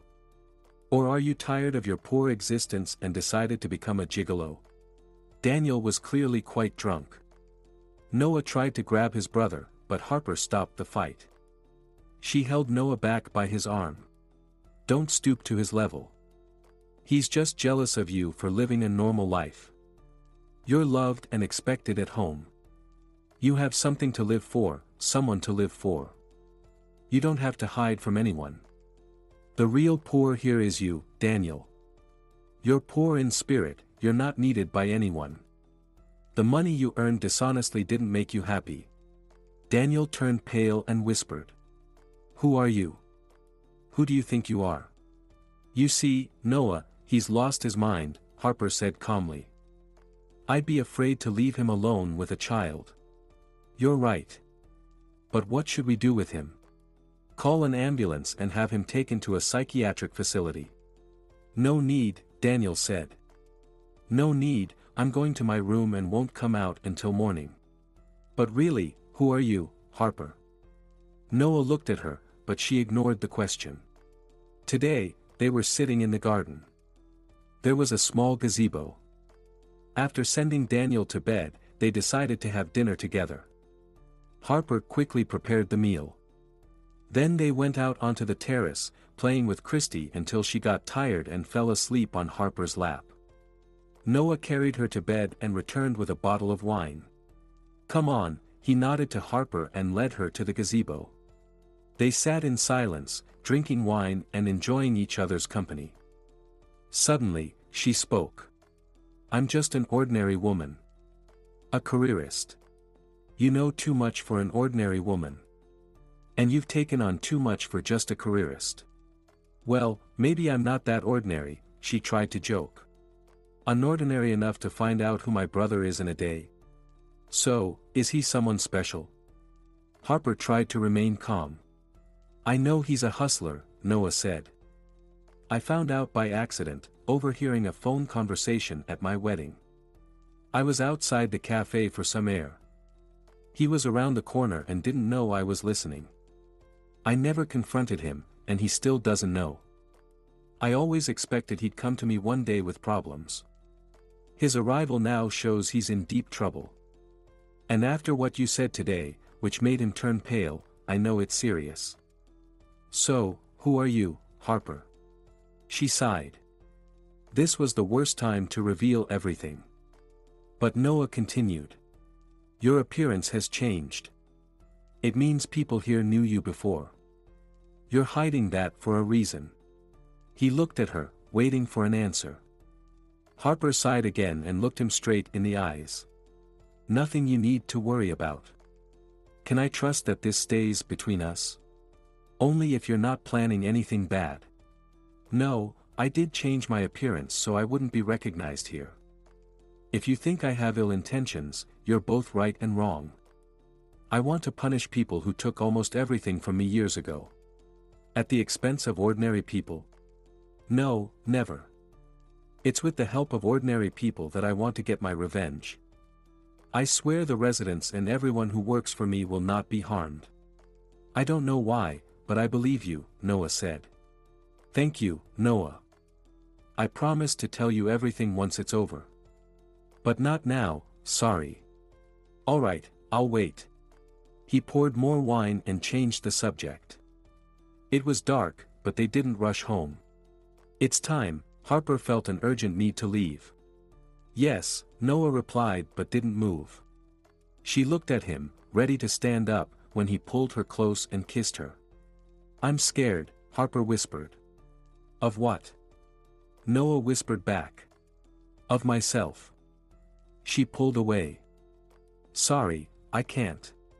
Harper quickly went into the house. Leaning against the closed door, she exhaled heavily. Everything was so complicated. How could there be a relationship now? It was the worst time. She pushed away from the door and, turning, opened it abruptly. Noah stood there. Damn it, she muttered, and threw herself into his arms. The alarm clock rang. Harper turned it off and carefully turned her head. The man was sound asleep, his arms wrapped around her. She didn't want to leave his embrace. Come on, Harper, enough relaxing, time to get back to reality, she told herself. After washing up and getting dressed, she quietly left the house. Noah was still asleep. She decided to go for a run. She opted to jog along the outskirts of the village. When she heard the sound of a car approaching from behind, she wasn't even surprised. The car sped past her and abruptly stopped, blocking her path. Who is that? Harper felt a bit uneasy. Joshua stepped out of the car. Her heart skipped a beat. Joshua was the only one of her adversaries who knew her quite well. She stopped, trying her best to appear calm. Did he recognize her? Hello, the man greeted. Harper stayed silent, giving him a disdainful look. He seemed flustered by her gaze. Need a ride? He couldn't think of anything else to say. Move the car. Sorry, I didn't think. I wouldn't recommend you try thinking again. You're not good at it. Let the adults do the thinking for you. Harper felt a wave of relief, realizing he didn't recognize her and was just trying to flirt. Joshua quickly got back into the car and moved it. Are you coming to the barbecue? He shouted as she ran past his car. Now I'm not sure. I wouldn't want to be around someone so rude. As she approached the house, Harper was smiling. Noah was standing on the porch with a cup of coffee in hand. Good morning, she said, trying to slip past, but he caught her by the waist and pulled her close. Seeing the startled look in her eyes, he laughed softly, kissed her, and said, That's not the right way to say good morning. He kissed her tenderly. Without realizing it, Harper wrapped her arms around his neck and completely lost herself in the moment. It seemed like Billy was having a heart attack. He had come to his son's house in the morning to send him to the city for additional barbecue supplies, but he wasn't home. It turned out Joshua had gone for a ride to meet Harper. Why did you go to meet her? We've been strategizing for days on the perfect approach so she doesn't suspect our true intentions. And you decided that with your smooth face, you'd win her over, and she, thrilled by the joy of your company, would hand over the business to you? Joshua didn't know how to respond. He did want to capture Harper's interest, but not to take over her business. Why? Let the production stay in her hands, but let her be with him. Marrying Harper would free him from his hateful wife and dependence on his father and father-in-law. But for some reason, Harper didn't fall victim to his charm, she just laughed at him. Billy was angry that his worthless son decided to court a woman he himself fancied. The night before, they had a meeting where they decided it was time to act. They had agreed to make Harper an offer of sponsorship. It was Colin, Hank, and, of course, Billy. In return, Harper was supposed to put either Billy or Hank at the helm of the production. And now this idiot, his son, wanted to ruin everything. But what if she didn't come to the barbecue? It would all be for nothing. In a relaxed atmosphere, with good wine, the chances of her positively responding to their offers would be much higher than in a formal setting. Hey, Dad, I urgently need to know Billy's complete financial status, Harper said. Accounts, real estate, all the businesses he owns. Do you think they're ready? Stan inquired. I'm sure. Send over the documents. Well, be careful, Stan cautioned. Stan was about to hang up, but Harper unexpectedly asked. Dad, when everything is over, can I stay here? Why? He asked, surprised. I thought you loved life in Boston. Plus, you have a job here. Yes, but there's work here too. You've fallen in love, Stan guessed. Who is he? Dad, I'm not sure, and I don't have time to figure it out right now. I just want to stay. Maybe to understand. Harper and Noah were lying on a large blanket spread out on the grass.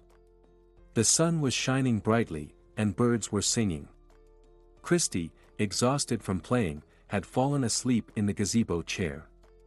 Daniel had gone somewhere since morning. Harper's colleagues had gone to Billy's barbecue. Noah hugged Harper and kissed her on the cheek. She smiled. Then he kissed her again and again, gradually moving closer to her lips. Harper's resolve to end their relationship evaporated instantly.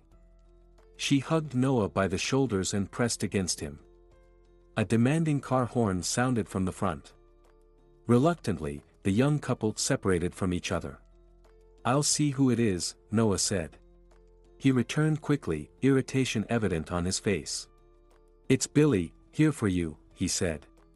Sighing, Harper headed towards Billy, who stood there, his hands folded imploringly when he saw her. Harper, forgive me for my son. I must have missed something in his upbringing, Billy said. What did you want, Billy? Harper asked. I wanted to apologize for my son and ask you to join our barbecue. Your colleagues are already there. It seems they're having a good time, he replied. All right. I'll change and join you, Harper agreed. Harper really didn't want to leave Noah, but she had to see this through. I'll wait for you here, he said, sounding pleased. Leaving? Noah asked. Harper nodded. She wished so much to stay and forget everything in his embrace. She approached Noah and kissed him. Then she pulled away and whispered. Sorry, it has to be this way. Hey. So glad you came, Natalie rushed to greet Harper. I was getting bored with this old folks company, she whispered in her ear. Billy, pushing Natalie aside, immediately rushed to attend to Harper. He escorted her to the large terrace, where a table laden with food and drink stood, seated her in one of the wicker chairs, and handed her a glass of wine. At the other end of the table, Hank, the mayor, and her colleagues nodded in greeting. And how did you manage to leave my brother in such an excited state? A familiar voice whispered in her ear. Harper turned her head. It was Daniel. What are you doing here? She asked. So, he knew about her relationship with Noah. Meanwhile, Billy hurried to intervene. Harper, you've probably already met Daniel. He's a businessman too. Yes, we've met, Harper replied, shifting her attention to other members of the group.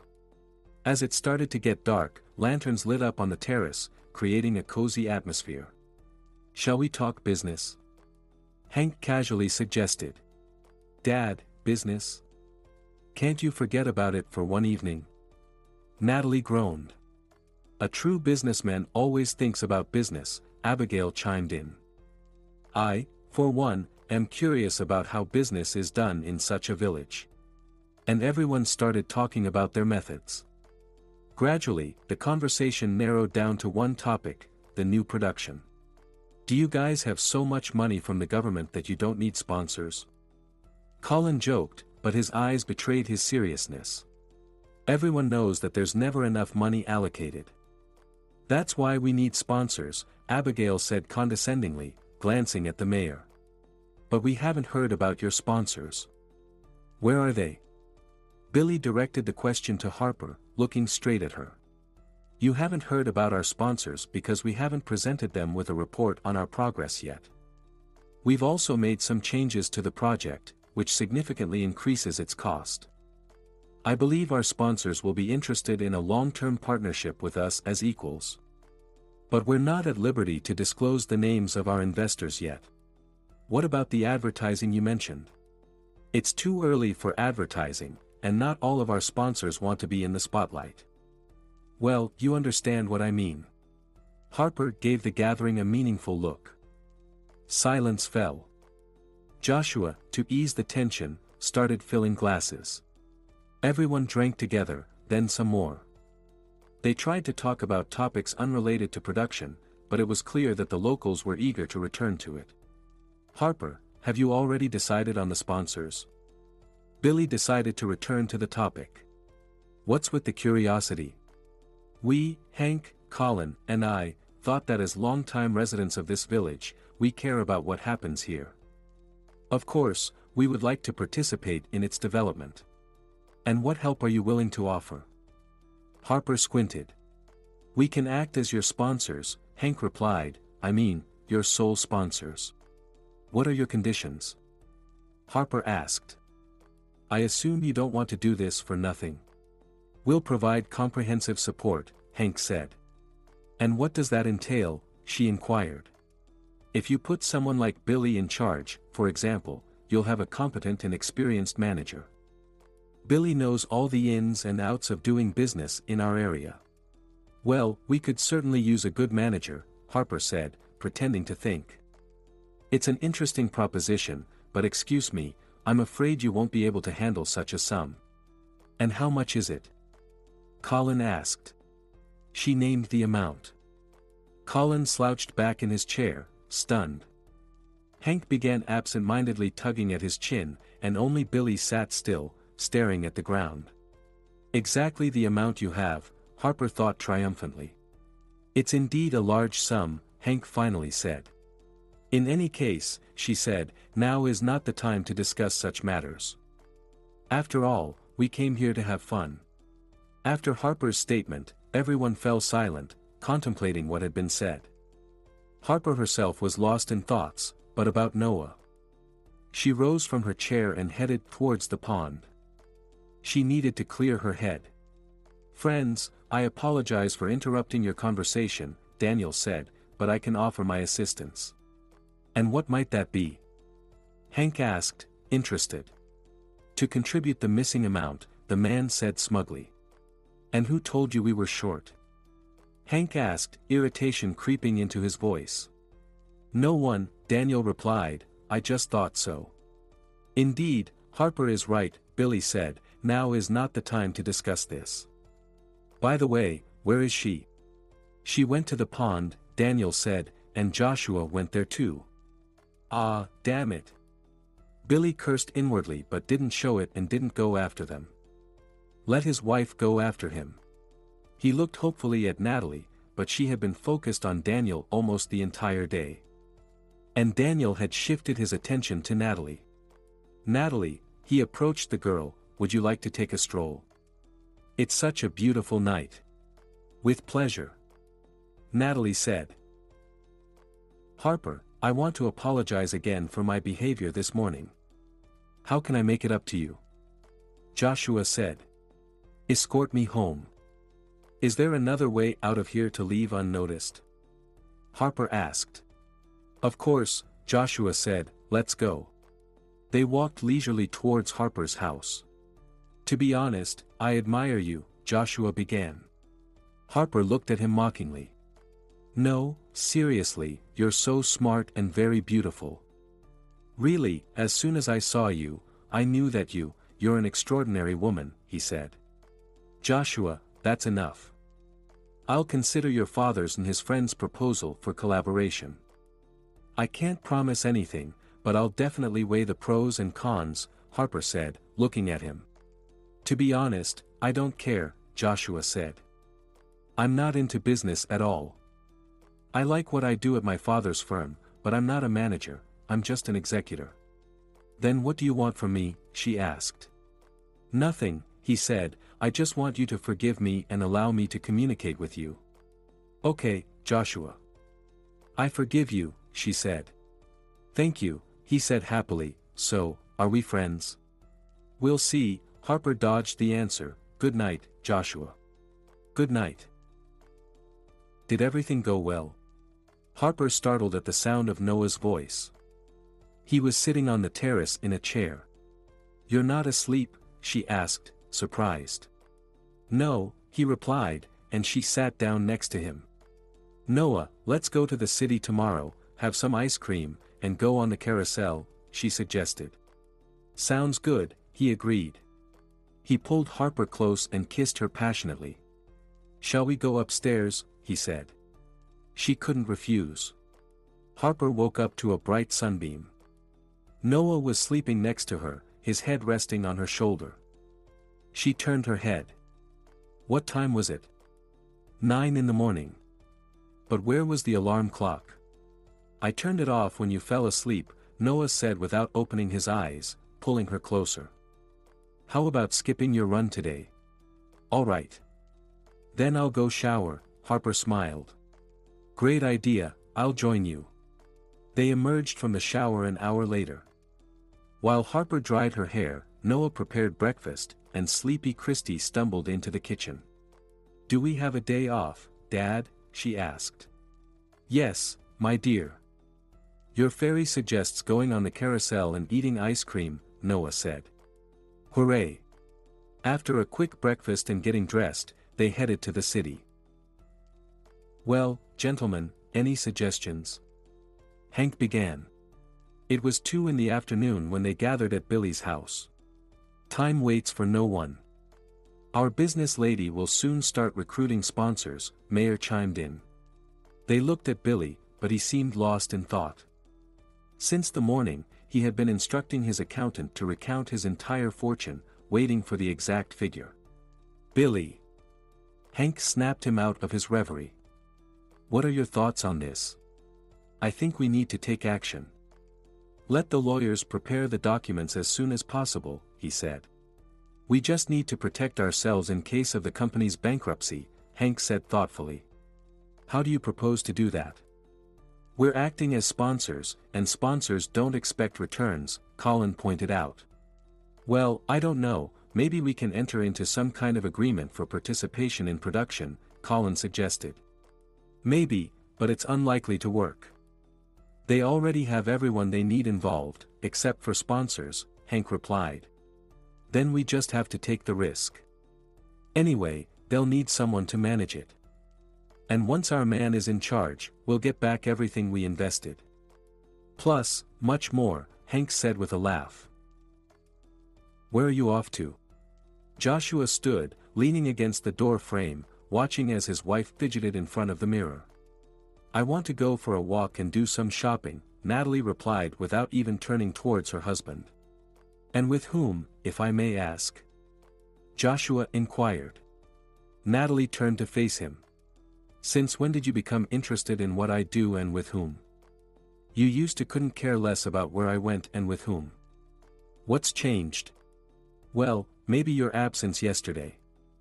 By the way, Daniel seems to have disappeared too. Were you with him, darling? Joshua questioned. Are you jealous, darling? Natalie retorted. I just don't want anyone cheating on me. So, before you sleep with someone else, maybe divorce me first, Joshua replied. Well, that's a good idea, Natalie smiled. I'll consider it. Natalie walked past Joshua with her head held high. Why hadn't she gotten herself a lover sooner? With Joshua, she only felt humiliated and ashamed of his attitude towards her. Daniel, on the other hand, was considerate, tender, and, moreover, wealthy, having earned his own fortune unlike her husband, who still lived off his father's money. Natalie and Daniel agreed to go to the city together, wander around the shops, have dinner at a restaurant, and spend a couple of hours in a hotel. Remembering tonight's plans, she decided that the first place they would visit would indeed be a hotel. Joshua stood in shock for a long time after his wife's statement. Finally, he snapped out of it and decided to go to Harper's place and invite her for a walk as well. Unfortunately, Harper wasn't home. Joshua went back home. There, grabbing a bottle of whiskey from the home bar, he went to the bedroom and fell asleep heavily drunk an hour later. "Oh no, there's Harper," Natalie said anxiously to Daniel. "She might give us away." They were sitting in one of the small restaurants. "Don't worry," Daniel smiled. "She's with my brother, so she's not paying attention to us." "With your brother?"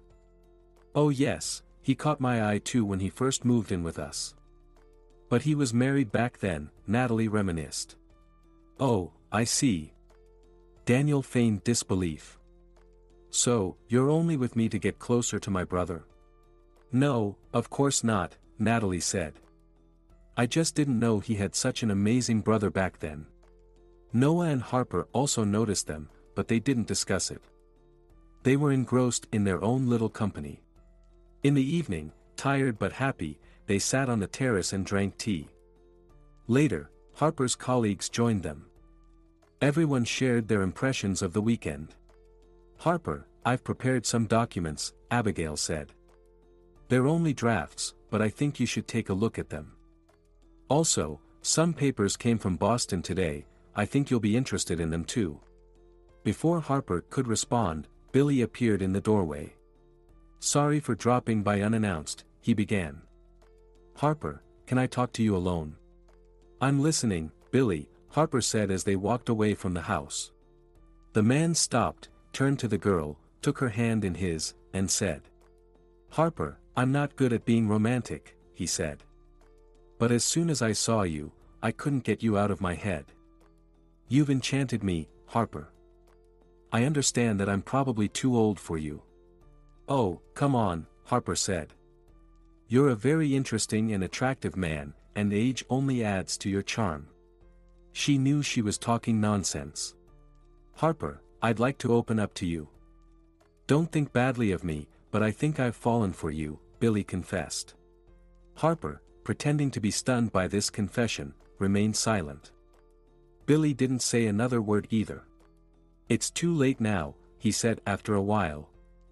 "Let me take you home." She followed him, eager to get to her room as quickly as possible to think over the whole situation. "Harper," Billy took her hands again, "I understand that I might not be the admirer you dreamt of. But maybe you won't deny your not-so-young admirer a dinner together." "Okay, I agree," Harper replied. "When?" "Let's make it tomorrow," Billy said excitedly. "Tomorrow it is. 8 o'clock suits you." Instead of answering, Billy pressed his lips to her hands. "Great. Then until tomorrow." Harper tried to free her hands. "Until tomorrow, Harper, I'll be eagerly waiting." Billy whispered and rushed to his car. Shaking her head, the woman headed down the path towards home. Harper woke up earlier than usual. Yesterday, she hadn't had a chance to analyze her conversation with Billy or look at the documents that had arrived. "Pull yourself together," she ordered herself. With these thoughts, she quickly got dressed and, putting the documents in her backpack, ran out of the house. She decided to find a spot somewhere and read them outdoors. Reaching the river, she found a comfortable spot and took out the documents. As she read on, her mood lifted more and more. The documents revealed that their construction project had been noticed by government agencies, and they were very impressed. The government decided to support their endeavors and even allocate corresponding subsidies. It was also proposed to organize similar productions in other regions of the country. Several large companies had also volunteered to sponsor similar projects. "Hello, Harper. All engrossed in work, no time to visit an old friend like me, and here I am waiting." Betty stood next to Harper. "Betty, what are you doing here?" The girl didn't notice when Betty approached and stared at her with wide eyes. "I was just taking a walk." "You understand that I can't open up right now, Betty?" "I understand," she said. "Harper, you shouldn't trust Billy." "Yes, I know, Betty. Thank you for the warning." The old lady walked along the shore. Harper also got up, put the documents in her backpack, and ran in the opposite direction. She needed to think about another question. How should she behave with Billy? Unable to come up with anything, Harper headed home. Walking along the path past the bushes towards the house, someone grabbed her hand and pulled her behind the house. She was about to resist her captor when he turned around, and Harper saw Noah. "What's with the manners, Noah?" she said. Noah stopped, pulled her close to him, and said, "You definitely run away from me inside the house, so I decided to kidnap you for a little while." "Why?" Harper asked. "I know you want certainty in our relationship, even though you warned me yourself that you're not ready for it yet. You came here with a goal that's a top priority for you. Most likely, you didn't expect to be interested in anyone." "Yes, yes." Noah pressed his finger to her lips. "And don't object. We're drawn to each other. But falling in love isn't part of your plans, and you're trying not to give in to your feelings. At least, not until you finish what you came here for.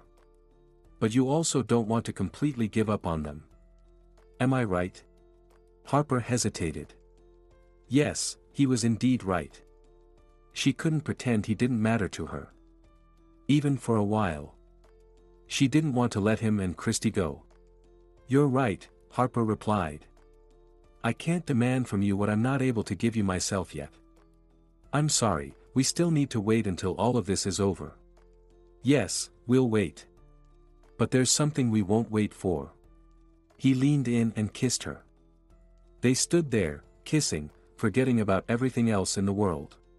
Harper spent the whole day at the construction site. She deliberately didn't go to the office to make the mayor and the other candidates nervous. And it worked. At 8:55, Colin called Billy in a panic demanding to meet. "Come over," he grunted and hung up. Half an hour later, the whole team was assembled. "What's happened?" Hank asked, displeased. "While we were having fun, a document arrived," said Colin. "The ministry is interested in what assistance we are providing to the company in building the new production facility.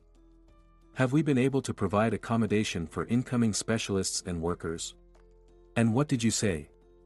Billy lazily inquired, still unable to understand why the mayor was so agitated. "I said that we are doing everything possible to ensure the comfort of the construction workers. But that's not the point.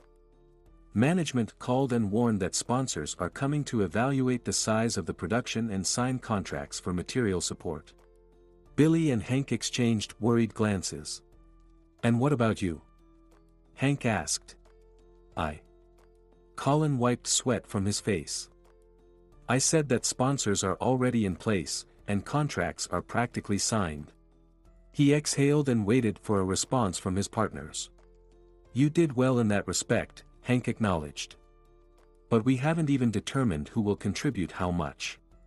"I don't know about you," the mayor began, "but I can't give more than a fifth." "No one expected more from you," Hank smirked. "So, Billy, shall we split the rest 50-50? "Fine," Billy readily agreed. "Go on, Colin, hurry up. Negotiate with Harper about sponsorship." Colin left quickly, but all his efforts were in vain. Harper didn't show up at the office. In response to his question about Harper's whereabouts, Abigail replied that she had gone to the construction site and was unlikely to be back today. "Can't we ask her to come?" Colin asked. "It's about the sponsorship we discussed." "We can discuss that with me," Abigail replied. "What do you need?" "We decided to become sponsors," Colin explained. "Do you really have that much money?" "Well, if we offer, it means we have it," the mayor proudly replied. "Great. Today I'll prepare all the necessary documents. Then we'll sign an agreement with Harper recommending you as sponsors. We'll send these documents to Boston, and after the money transfer, our management will sign them. Second copies will be handed to you personally." "What? Doesn't Harper sign contracts?" Colin was surprised.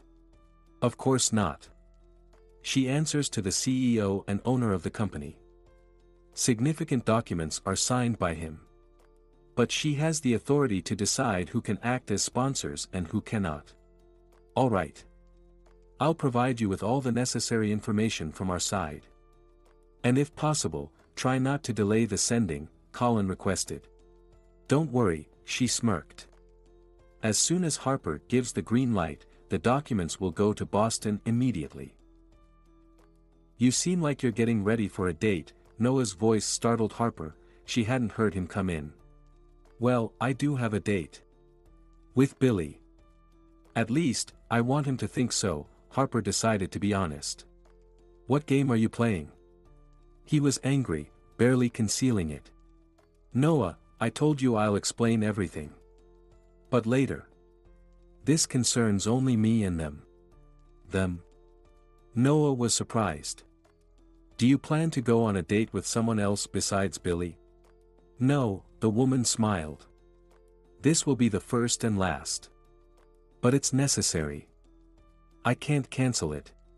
Harper, I have no right to set conditions for you, but I don't want this to be a full-fledged date. You understand what I mean? I don't want that either, and I assure you it won't be. And now, sorry, I have to run. She left the room and went outside, where Billy was already waiting for her. Harper, you're as charming as ever. I can't find the words to express my admiration for you, he said as they drove to the restaurant. Harper modestly remained silent, barely holding back laughter. In the restaurant, the man courted her tirelessly, showering her with compliments. I would really hate for you to leave us, Billy looked into her eyes. But that's impossible. You're just my first project out of several others, she began, sensing where he was going. And maybe someone else will take care of these projects, the man suggested. And we could start something else and turn this village into a town. Are you an ambitious person, Billy? Why not? Your intellect, my business acumen. The whole world will be at our feet, Billy's eyes sparkled. Are you suggesting I become your partner? Harper tried to temper his enthusiasm. What about your colleagues? Ignoring the girl's last question, he launched into the conversation for which this date had been planned. Harper, I've already told you that you mean a lot to me. My thoughts are only about you, and what I'm about to propose to you, believe me, I offer only to be with you. She raised her eyebrows in surprise. I know you're already planning to involve sponsors in your project, and as far as I know, you've even made agreements with them. I thought it would be better if you had only one sponsor. That's me, Billy said. But why? I would like for you and me to manage this production alone, Harper. And I hope that over time, you will see in me not only a businessman but also an ordinary man who wants to be with you. But these are huge amounts of money. Where will you get such a sum? Believe me, Harper, I have it. Harper smiled, and Billy beamed. Mark my words, we'll succeed together, Billy raised his glass. Cheers. Cheers, Harper replied. Throughout the rest of the evening, Billy flirted with her. She tried to play along, laughing at his jokes, charmingly smiling, and batting her eyelashes. As they approached the village, Billy whispered to Harper. How about grabbing a cup of coffee? My treat. What about your wife? Harper asked. Oh, right, I keep forgetting I'm married. But one word from you and... Let's wait for now. I don't want people to get the wrong idea about us. It's not necessary for us at the moment, Harper said. You're so smart. Billy exclaimed admiringly, leaning in for a kiss, but Harper pulled away. Well, I'm a decent girl, she pretended to be upset. What do you think of me? Take me home right now. I'm sorry, please forgive me. Billy panicked. I didn't mean anything bad, I just forgot how to behave around a woman I like. You'll have time to think about it, Harper said. She jumped out of the car, glad that the driver had arrived at her house on time. Good night, Harper, she heard him say, but she didn't reply. How did it go? Noah sat on the terrace, holding a beer bottle in his hands. Fun, Harper replied, taking the bottle from him and taking a sip. They chatted for a bit longer before heading to bed. When Harper woke up in the morning, she didn't find Noah next to her. Strange, she thought, where did he go? She searched the house but couldn't find him. Christy was peacefully sleeping. Adjusting her blanket, Harper went to the living room, then to the kitchen. Finding no one, she went back, showered, and changed for her morning run. As she stepped onto the terrace, she heard someone approaching the house. "Oh, Harper." Daniel entered the terrace. "My brother, I guess, must not be getting enough exercise for you if you're running every morning. Or perhaps you have another morning workout partner." "You mean Joshua?" Harper asked. "No, I mean Billy. You're not only deceiving Joshua but also painting his dad in a bad light. And he doesn't like that, believe me. You seem to know everything about everyone here." Daniel squinted. "How? And more interestingly, why?" "You should stop playing detective." Harper scanned him from head to toe. "I know about you too and I can use my knowledge." "Are you threatening me?" Daniel stepped towards her. "Hey, back off from her." Noah's appearance cooled down the heated argument of the unruly brother. "Oh, the protector has arrived," Daniel said casually, stepping back from Harper. "Do you even know who you're defending, brother?" "My beloved woman," Noah replied. "And let me tell you, if such a thing happens again, you'll regret it. And also, leave this place, brother, you're not welcome here." "Why's that?" "This is my parents' house." Daniel retorted. "It's my house. My parents bought out your share, if you remember," Noah stated. With nothing left to do, Daniel went to pack his things. Harper checked the time, realizing she had too little time for her run. "Never mind, let's have some coffee." Noah hugged her shoulders and led her to the kitchen. "Where were you?"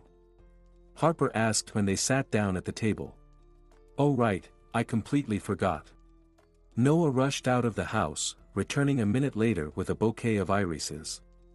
Harper smiled, burying her face in the flowers. "They smell so good," she said. "I'm telling you, she's not just here for no reason." Daniel appeared in the kitchen doorway, this time with a suitcase. "Need any help?" Noah offered. Daniel disappeared immediately. "And did you buy out his share?" Harper decided to change the subject. "When my wife got sick and needed clean air, we decided to sell our apartment and move to a village. My parents were already retired, so they liked the idea. But Daniel opposed it and demanded his share from the apartment sale. My parents got upset with him and transferred this house solely to me." "And your wife?" "Turns out, she'd been hiding her illness for too long. Pregnancy only worsened it, and she didn't make it through childbirth." "I'm sorry." Harper felt very ashamed that she had touched upon this sore subject. She placed her hand on Noah's and gave it a slight squeeze. Noah responded by covering her hand with his. "Seeing you, I remembered for the first time in 3 years that I haven't had a woman in a while," he smirked. "And then, when you forgot to wear your contacts, I nearly drowned in your eyes. Noah, I promise, once everything's over, I'll tell you everything. But I'm afraid your feelings for me will change after that." "And what are you planning to do?" Noah asked. But she didn't answer, just smiled and continued drinking her coffee. Daniel was angry. Harper was putting his life at risk. Something needed to be done urgently. But what? From her words, he understood that she was hiding something. If he could find out what exactly, he could turn it to his advantage. She knew too much about everyone, and what if? Daniel abruptly turned the car. Arriving at the nearest store, he stopped and went inside. Buying everything that caught his eye, the man asked the cashier. "Do you know where I can rent a house around here?" Just then, Betty entered the store. "Ask Betty," the cashier said, "she's looking after a house, maybe she'll let you in." Betty looked at the man unfriendly. "What do you need?" she asked. "I'm looking for a house to rent. To spend time with Natalie." Daniel was taken aback for a moment. "What are you staring at?" "Here, everyone sees, everyone knows."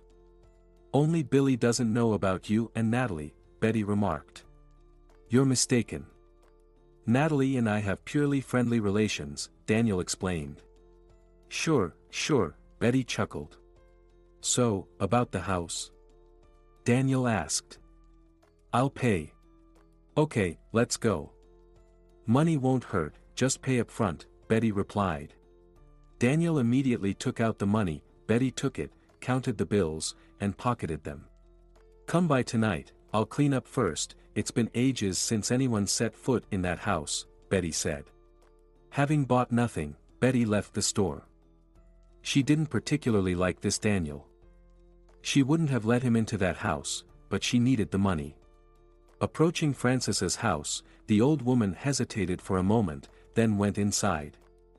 She didn't want to clean up, she needed to get rid of all reminders of the former owners. A few hours later, Betty left the house and dragged a large bag to her own home. After hiding it there, the old woman went back outside. There was still something else to do. You know what, Colin, you've become greedy. What does the government allocate money for you? Harper heard a familiar voice and stepped out of the office to find out why Betty was scolding someone. Seeing her, she began speaking, but addressing her instead. You, dear, are trying here for us, out of your own pocket, and this scoundrel saves the money allocated by the state for us as if it were his own, Betty exclaimed. Harper, don't worry, Colin blushed. Betty, go away now, we'll handle your problem. He began pushing the old lady towards the exit, but she resisted and, glaring at Harper, shouted. Handle it? I doubt it, you always have nothing but excuses. Harper realized that the old lady had orchestrated this scene for a reason. She approached the mayor and the old woman, then, taking her by the arm, led her outside, saying, Don't worry, Colin, I'll take care of everything. Harper smiled. Betty, what's wrong? What happened? She asked in a whisper as they exited. Harper, I rented your house out to that Daniel. That's what happened. Are you out of your mind? Why? Harper, I need repairs in the house, but I don't have the money, Betty said, almost crying. Why didn't you tell me? I was embarrassed. But don't worry, I've taken all your things out of there. Harper rolled her eyes and pondered. Then she picked up her phone and made a call. Benjamin, come to my office urgently. Benjamin was one of the engineers who had come to the construction site from her father. He was in charge of electrifying the production. That was his main job here. In Boston, he worked on installing wiretapping and video surveillance. Betty, you go. A guy will come to you soon, let him into our house for a while. But be careful not to run into Daniel. Betty obediently headed to the house. Harper ran along the river, lost in thought. It had been over a month since she arrived here. She came here with one goal, revenge. The plan was carefully crafted, with all the nuances considered. But what Harper couldn't predict happened. She realized that adjustments were necessary here. At first, she didn't like Billy's offer to become the sole sponsor. She planned for everyone to lose money. But later she understood that her production was already depriving them of their workforce and therefore profits. Moreover, Billy was practically the unofficial leader of the settlement, so if he faltered, everyone would falter. His son Joshua, who was first on her list for revenge, was also completely dependent on his father. And he had already avenged himself by marrying Natalie. In the end, there was only Billy left. The man who raised a terrible son, the scoundrel who caused her grandmother's death, who brought the residents of the settlement to poverty. She dashed onto the road, and immediately heard a car horn behind her. Harper stopped. The car stopped too. Harper, dear, it was Billy, is something wrong? I thought we had everything sorted out. Do you mean the sponsorship agreement? She looked at the man who approached and stood opposite her. 2 days ago, she, Billy, and 2 of his colleagues signed a sponsorship agreement. The contract specified 3 people as sponsors. Well, of course. I provided all the bank statements to confirm my solvency, Billy said, omitting that now his house, cars, and businesses were pledged. Billy, Harper took his arm, do you really think I'll show my favor to you so easily? It would be suspicious. Why do we need that? Then what should we do? Nothing, everything's under control. In the covering letter to the management, I recommended only you as the sponsor and future manager. Overjoyed, Billy rushed towards Harper with kisses, but she gently pushed him away. Sorry, I have to go, lots to do.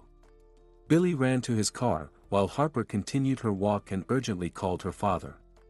Don't worry, Stan was calm. Everything's under control. I've signed everything, sent the documents to you. Let him declare his assets. I'm not worried about that. I'm concerned about this cheat. Dad, he's digging up information about me. I'm afraid he'll find out everything before it's all settled. I see. Tell Benjamin to connect the cameras in the house where Daniel moved in to the main server. I'll inform the head of my security service, he'll take it under control. Good morning, gentlemen, Harper began emphatically. She had gathered them all in the administration conference room. Yesterday, the documents regarding your sponsorship request arrived. I've reviewed them and am about to announce their contents. Unfortunately, only one candidacy has been approved for sponsorship. The reason being that our project holds great significance, and all the funds invested will not only go towards launching production in your village but also in other regions. Consequently, we can't have all investors coming from a single region, especially since preparations have begun elsewhere in the country. We've also received sponsorship offers from those areas, and you understand how honorable it is to aid the state in its development. These individuals' names will be known to all. Therefore, we cannot allocate sponsorship to any one region. As Harper delivered her speech, she carefully observed the gathered men. She wanted to gauge their reactions once she announced the name. Hank pretended to be interested in what Harper was saying but was eager to leave. Colin tried to listen attentively but seemed perplexed. It was evident on his face. Only Billy sat there with an air of confidence. It was clear that he took every word as a personal victory. Now, I will announce the name of our future sponsor. Harper took the documents, pretending to search for the name and then pronounced. It will be Billy Shipstone. Billy acted as if he were greatly surprised. He jumped up, rushed to Harper, grabbed her hand, and started shaking it. Thank you, Harper, for your trust. This is very unexpected, he exclaimed. Nothing unexpected about it, Hank snorted. Everyone knows you've been chasing after Harper for a while. Oh, Harper, I thought you were a professional, but you're just like everyone else. What did he promise you? Hank, keep your speculations to yourself. It wasn't my decision, but that of my superiors, Harper raised her voice. Yeah, grumbled Hank, loudly slamming the door as he left. How can this be, murmured Colin. Harper, this isn't fair. And you, Colin, shouldn't have even put forth your candidacy, Harper said, addressing the mayor. Pray that certain questions don't arise about where the village mayor got such funds that he's even willing to sponsor a project of national importance. Colin blushed and rushed out of the office. Harper. Billy gently took her hand. I'm very grateful to you. Shall we celebrate? Will you have dinner with me? Absolutely, but not today. My schedule for the next 2 weeks is packed to the minute. So, maybe later. By the way, you can transfer the money, Abigail will provide you with the details, she said as she left the office. Several more days passed. The money from Billy was received, but he hardly saw Harper, she kept slipping away from him all the time. Who would have thought I'd be doing this in this house? Natalie sat on the old couch in Frances's house, barely covered with a sheet, slowly sipping wine from a glass. It's strange. A few years ago, I wouldn't even look in the direction of this house. I never went to this part of the settlement, she said thoughtfully. Daniel listened attentively. Here lived poor people, as I thought back then. Now, only old folks are left, but before, there were many troubled families. For example, there was an old woman living in this house with her granddaughter, who was my age. Her mother died. Harper was about 5 then. Nobody ever saw her father. Harper followed her mother's footsteps, got involved with a local rich boy. He lied to her about love, and she believed him. They slept together, and she got pregnant. She thought he would marry her, but he mocked her and left. Her grandmother died of sorrow, her daughter raised a libertine, and the granddaughter grew up like that. What happened to the granddaughter? A thought popped into Daniel's head. Harper. She disappeared. People said she drowned, but nobody bothered to search for her. Betty, the old lady, might know, he replied. What was the girl's name? Harper. Natalie was surprised and slightly offended by his interest. She wanted Daniel to think only of her. Come here, I didn't come here to talk about dead people, she said, a bit irritated. But Daniel seemed not to hear her. Harper, he said thoughtfully. What? You think that Harper is our Harper? Natalie laughed. Forget it. That Harper was blonde, round-faced, chubby, and short. And this one is clearly from the upper circles. Well, yeah, you're probably right. Daniel decided to delve into his suspicions later and approached Natalie. Indeed, he hadn't come here for conversations. Stan, said the head of security, I think you'd be interested in seeing this. He approached the desk, ran his fingers over the keyboard, and an image appeared on the screen. After viewing it, Stan paused for a moment. Well, we shouldn't underestimate this Daniel. I'm sure sooner or later he'll dig up the truth. Should we neutralize him? Suggested the security chief. No, not yet. But we need to keep an eye on him. Send someone there posing as a driver for Harper. I was planning to go to the settlement myself. The situation is nearing a resolution, but it's still too early for my appearance there. Returning from her jog, Harper noticed a familiar car parked by the gate. Her car. Pondering how her car ended up in the settlement, Harper approached the house and went up to the terrace. Noah and Kieran were sitting in the wicker chairs. Kieran was one of her father's security guards. Kieran, what are you doing here? She asked. No one had informed her about anyone from Boston coming. Harper, Stan sent me to you. He said you needed a car for work. Really? She was greatly surprised. Production is growing, it's about to be launched soon. It'll be hard for you to keep up without a car. Moreover, Stan decided you'll need a driver. Alright, Kieran, I understand. But today's my day off, and you can take a break too. Yes, thank you, but first I'd like to give you some documents. Harper looked at Noah and waved Kieran to follow her into the house. Harper, we received this from the video surveillance system installed by Benjamin recently, Kieran said, turning on the laptop and showing Harper the video. That's why Stan decided to send me to you as a driver. Do you think it's that serious? Harper asked thoughtfully. It never hurts to be cautious. Alright, I understand, Kieran.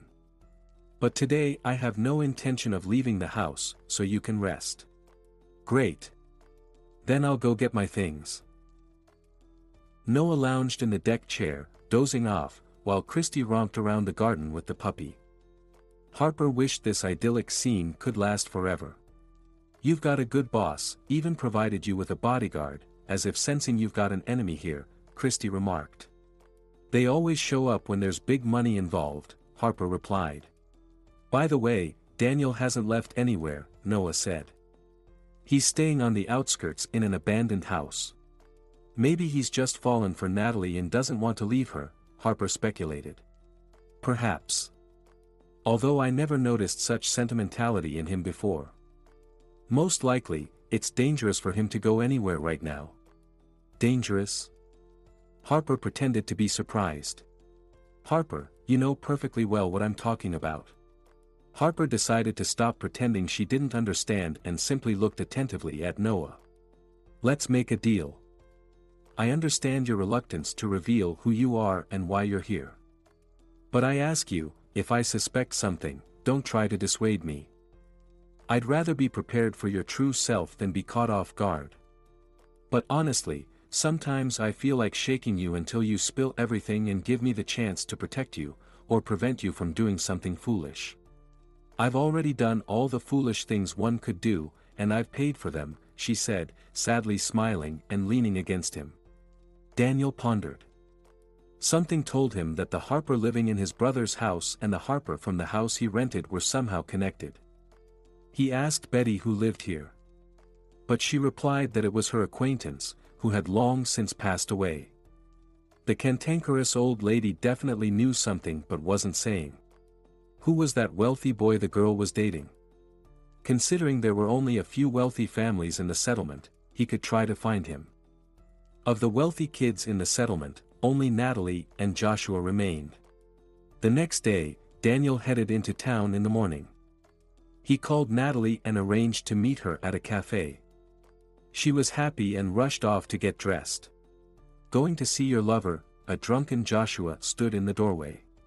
Ew, get out of here. Natalie grimaced in disgust. Joshua's eyes filled with bloodshot rage. Get out of here. He lunged at his wife and grabbed her.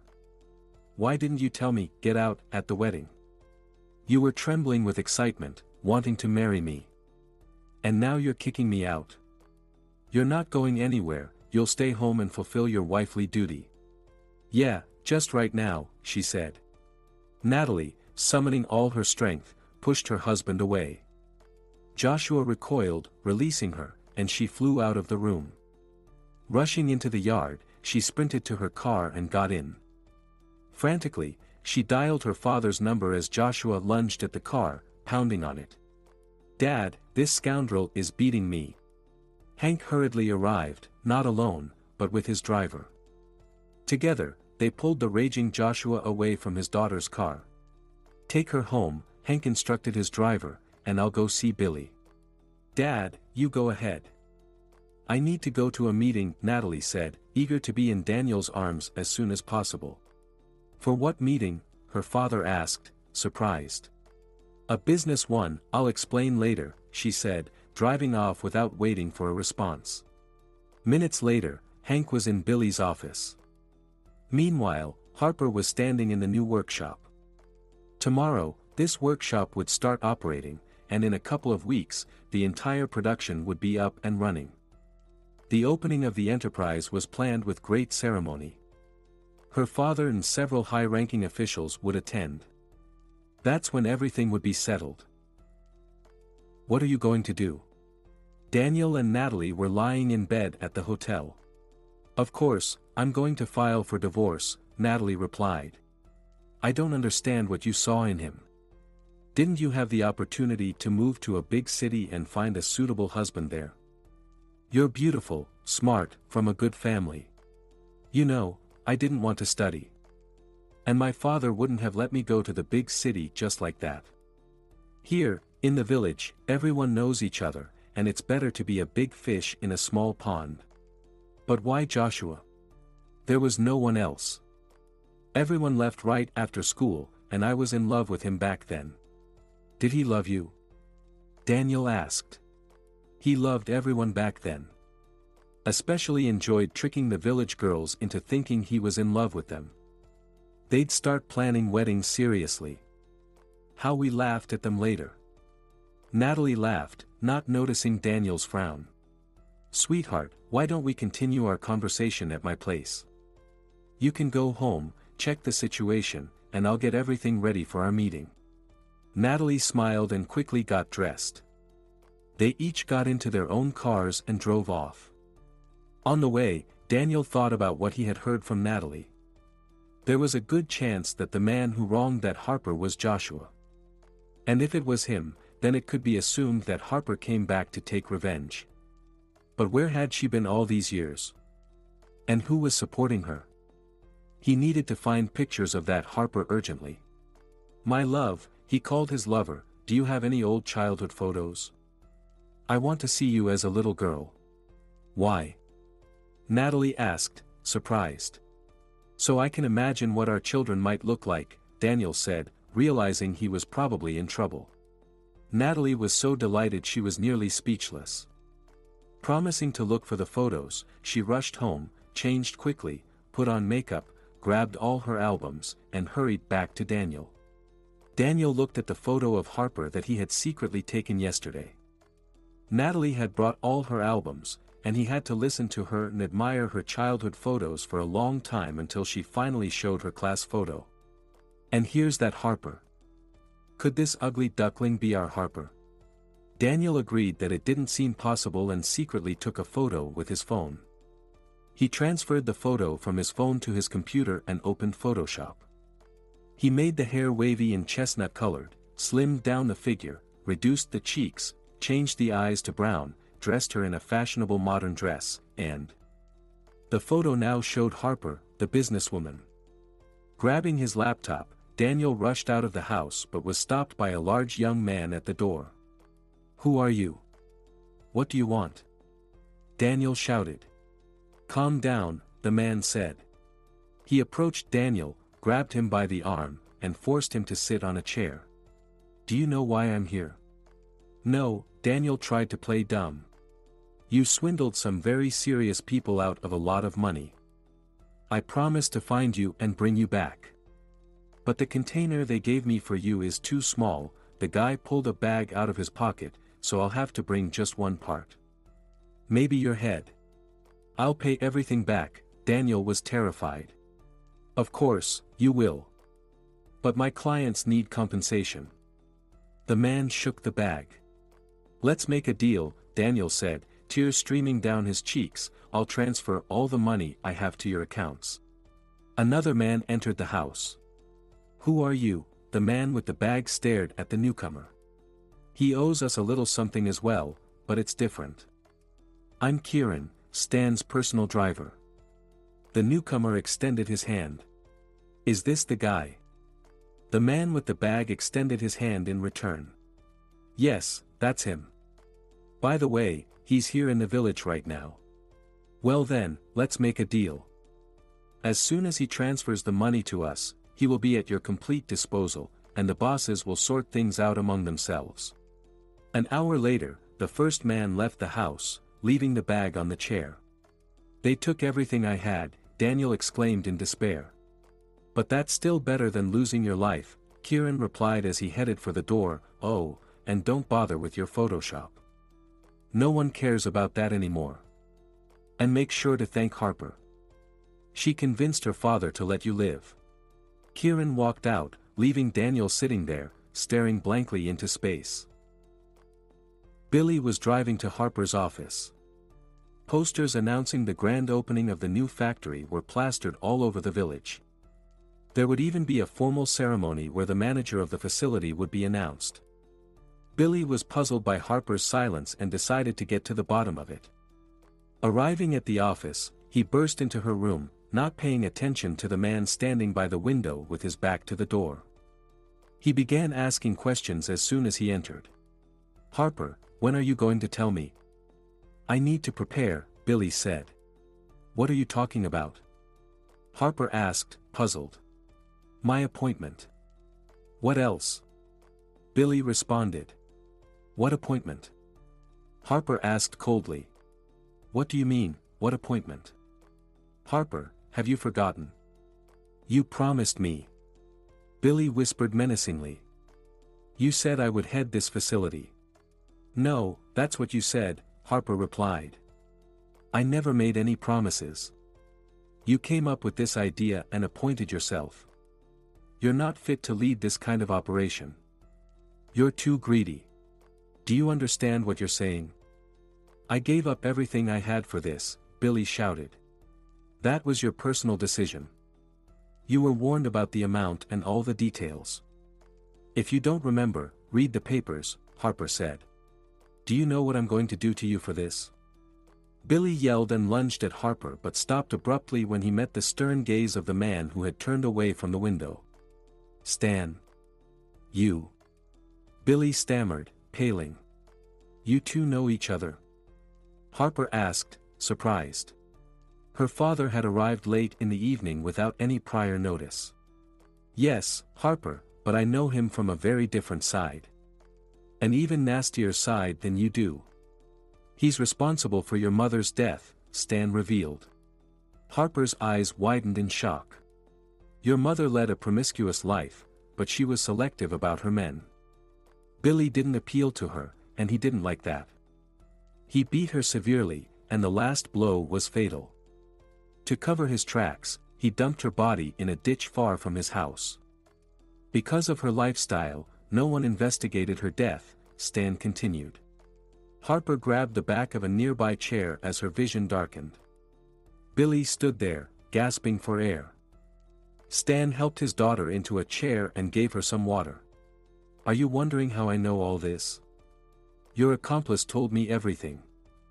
I didn't leave right away when I visited 20 years ago. I went to the cemetery to say goodbye to her, and I met your accomplice there. He was drunk, sitting on her grave, asking for forgiveness. I talked to him about it. I wanted to settle the score with you immediately, but I realized it wasn't the right time. So I waited, and now the time has come. Harper returned home, utterly devastated. The news that Billy was her mother's killer was a complete shock.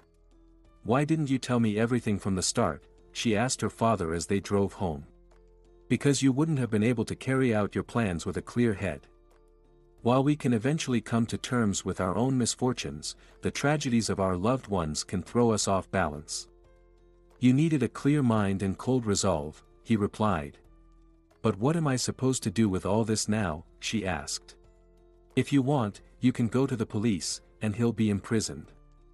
But he has already lost the most valuable things in his life. Everything he lived for is gone, he said. At home, Harper took a shower, lay down, and fell asleep almost immediately. When she woke up, it was the middle of the night.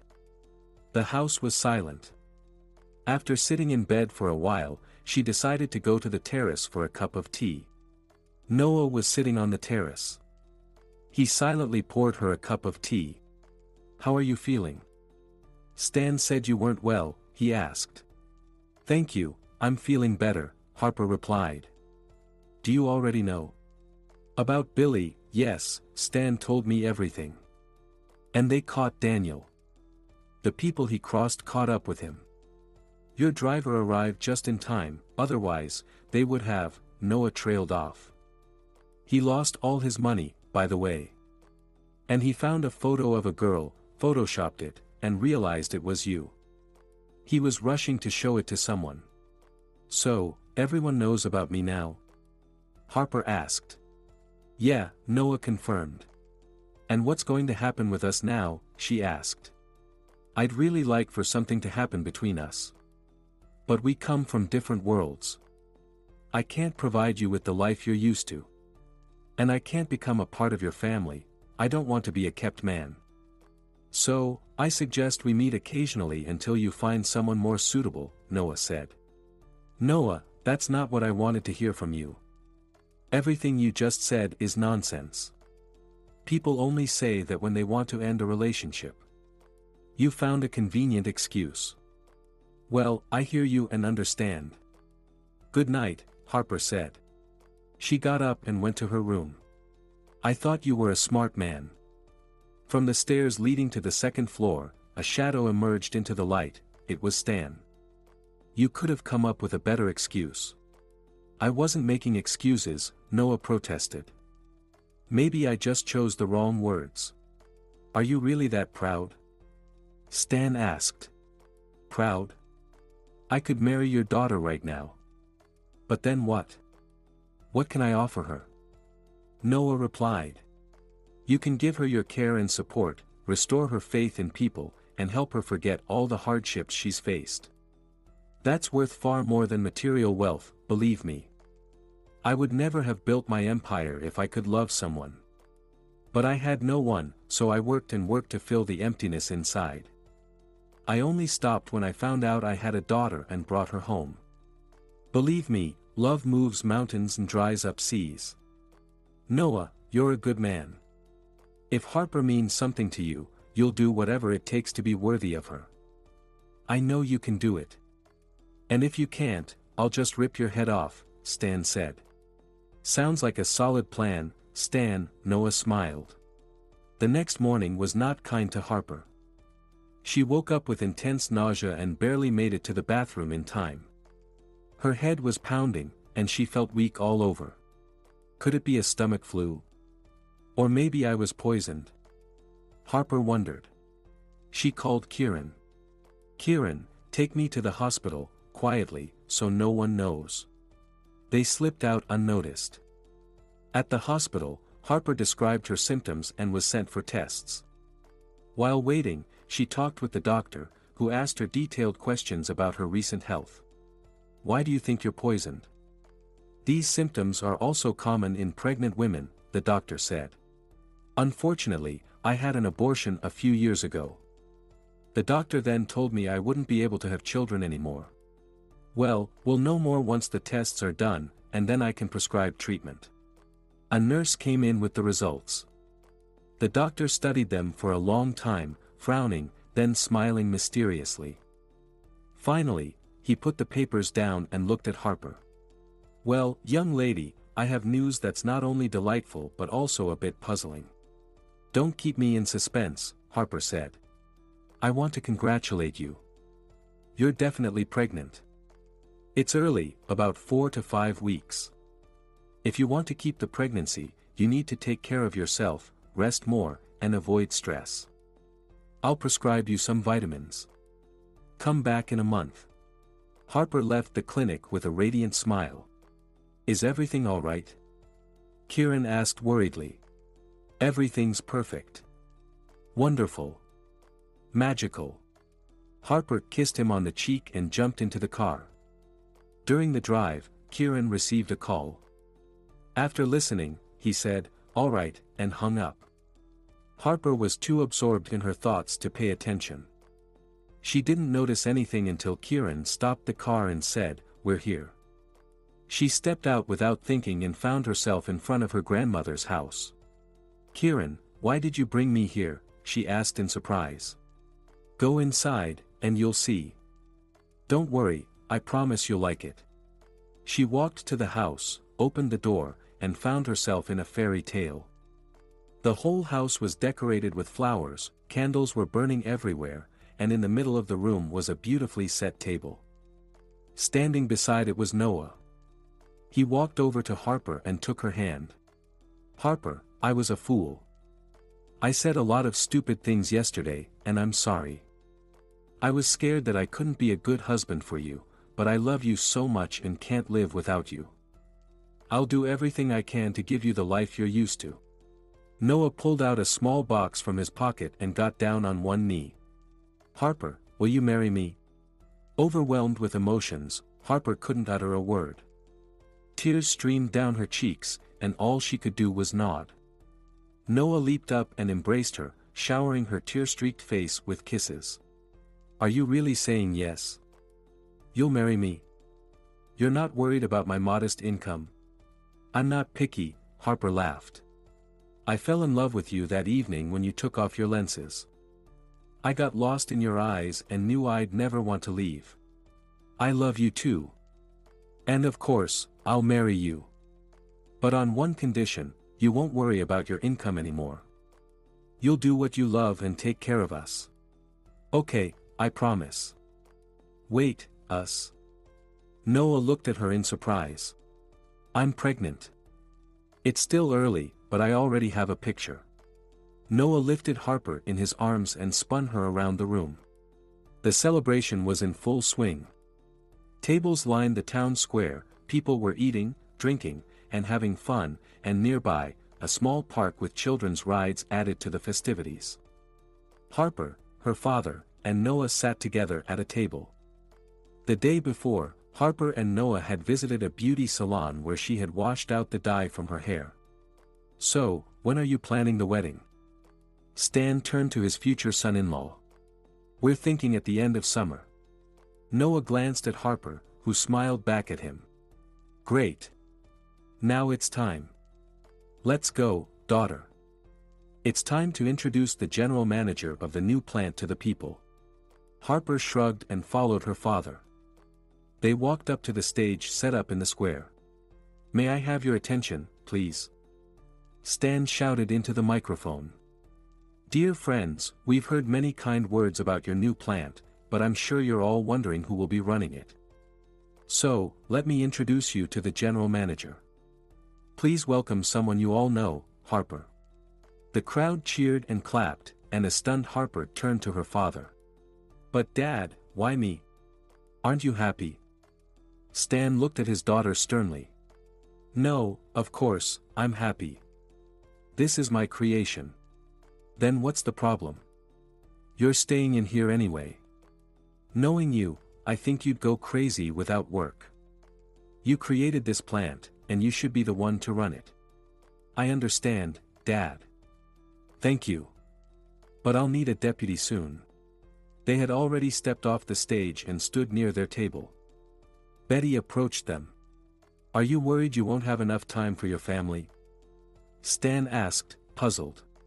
You'll soon be a grandfather, can't you see? Betty said. Stan's eyes widened as he stared first at Betty, then at his daughter. Is it true? Harper shyly lowered her gaze.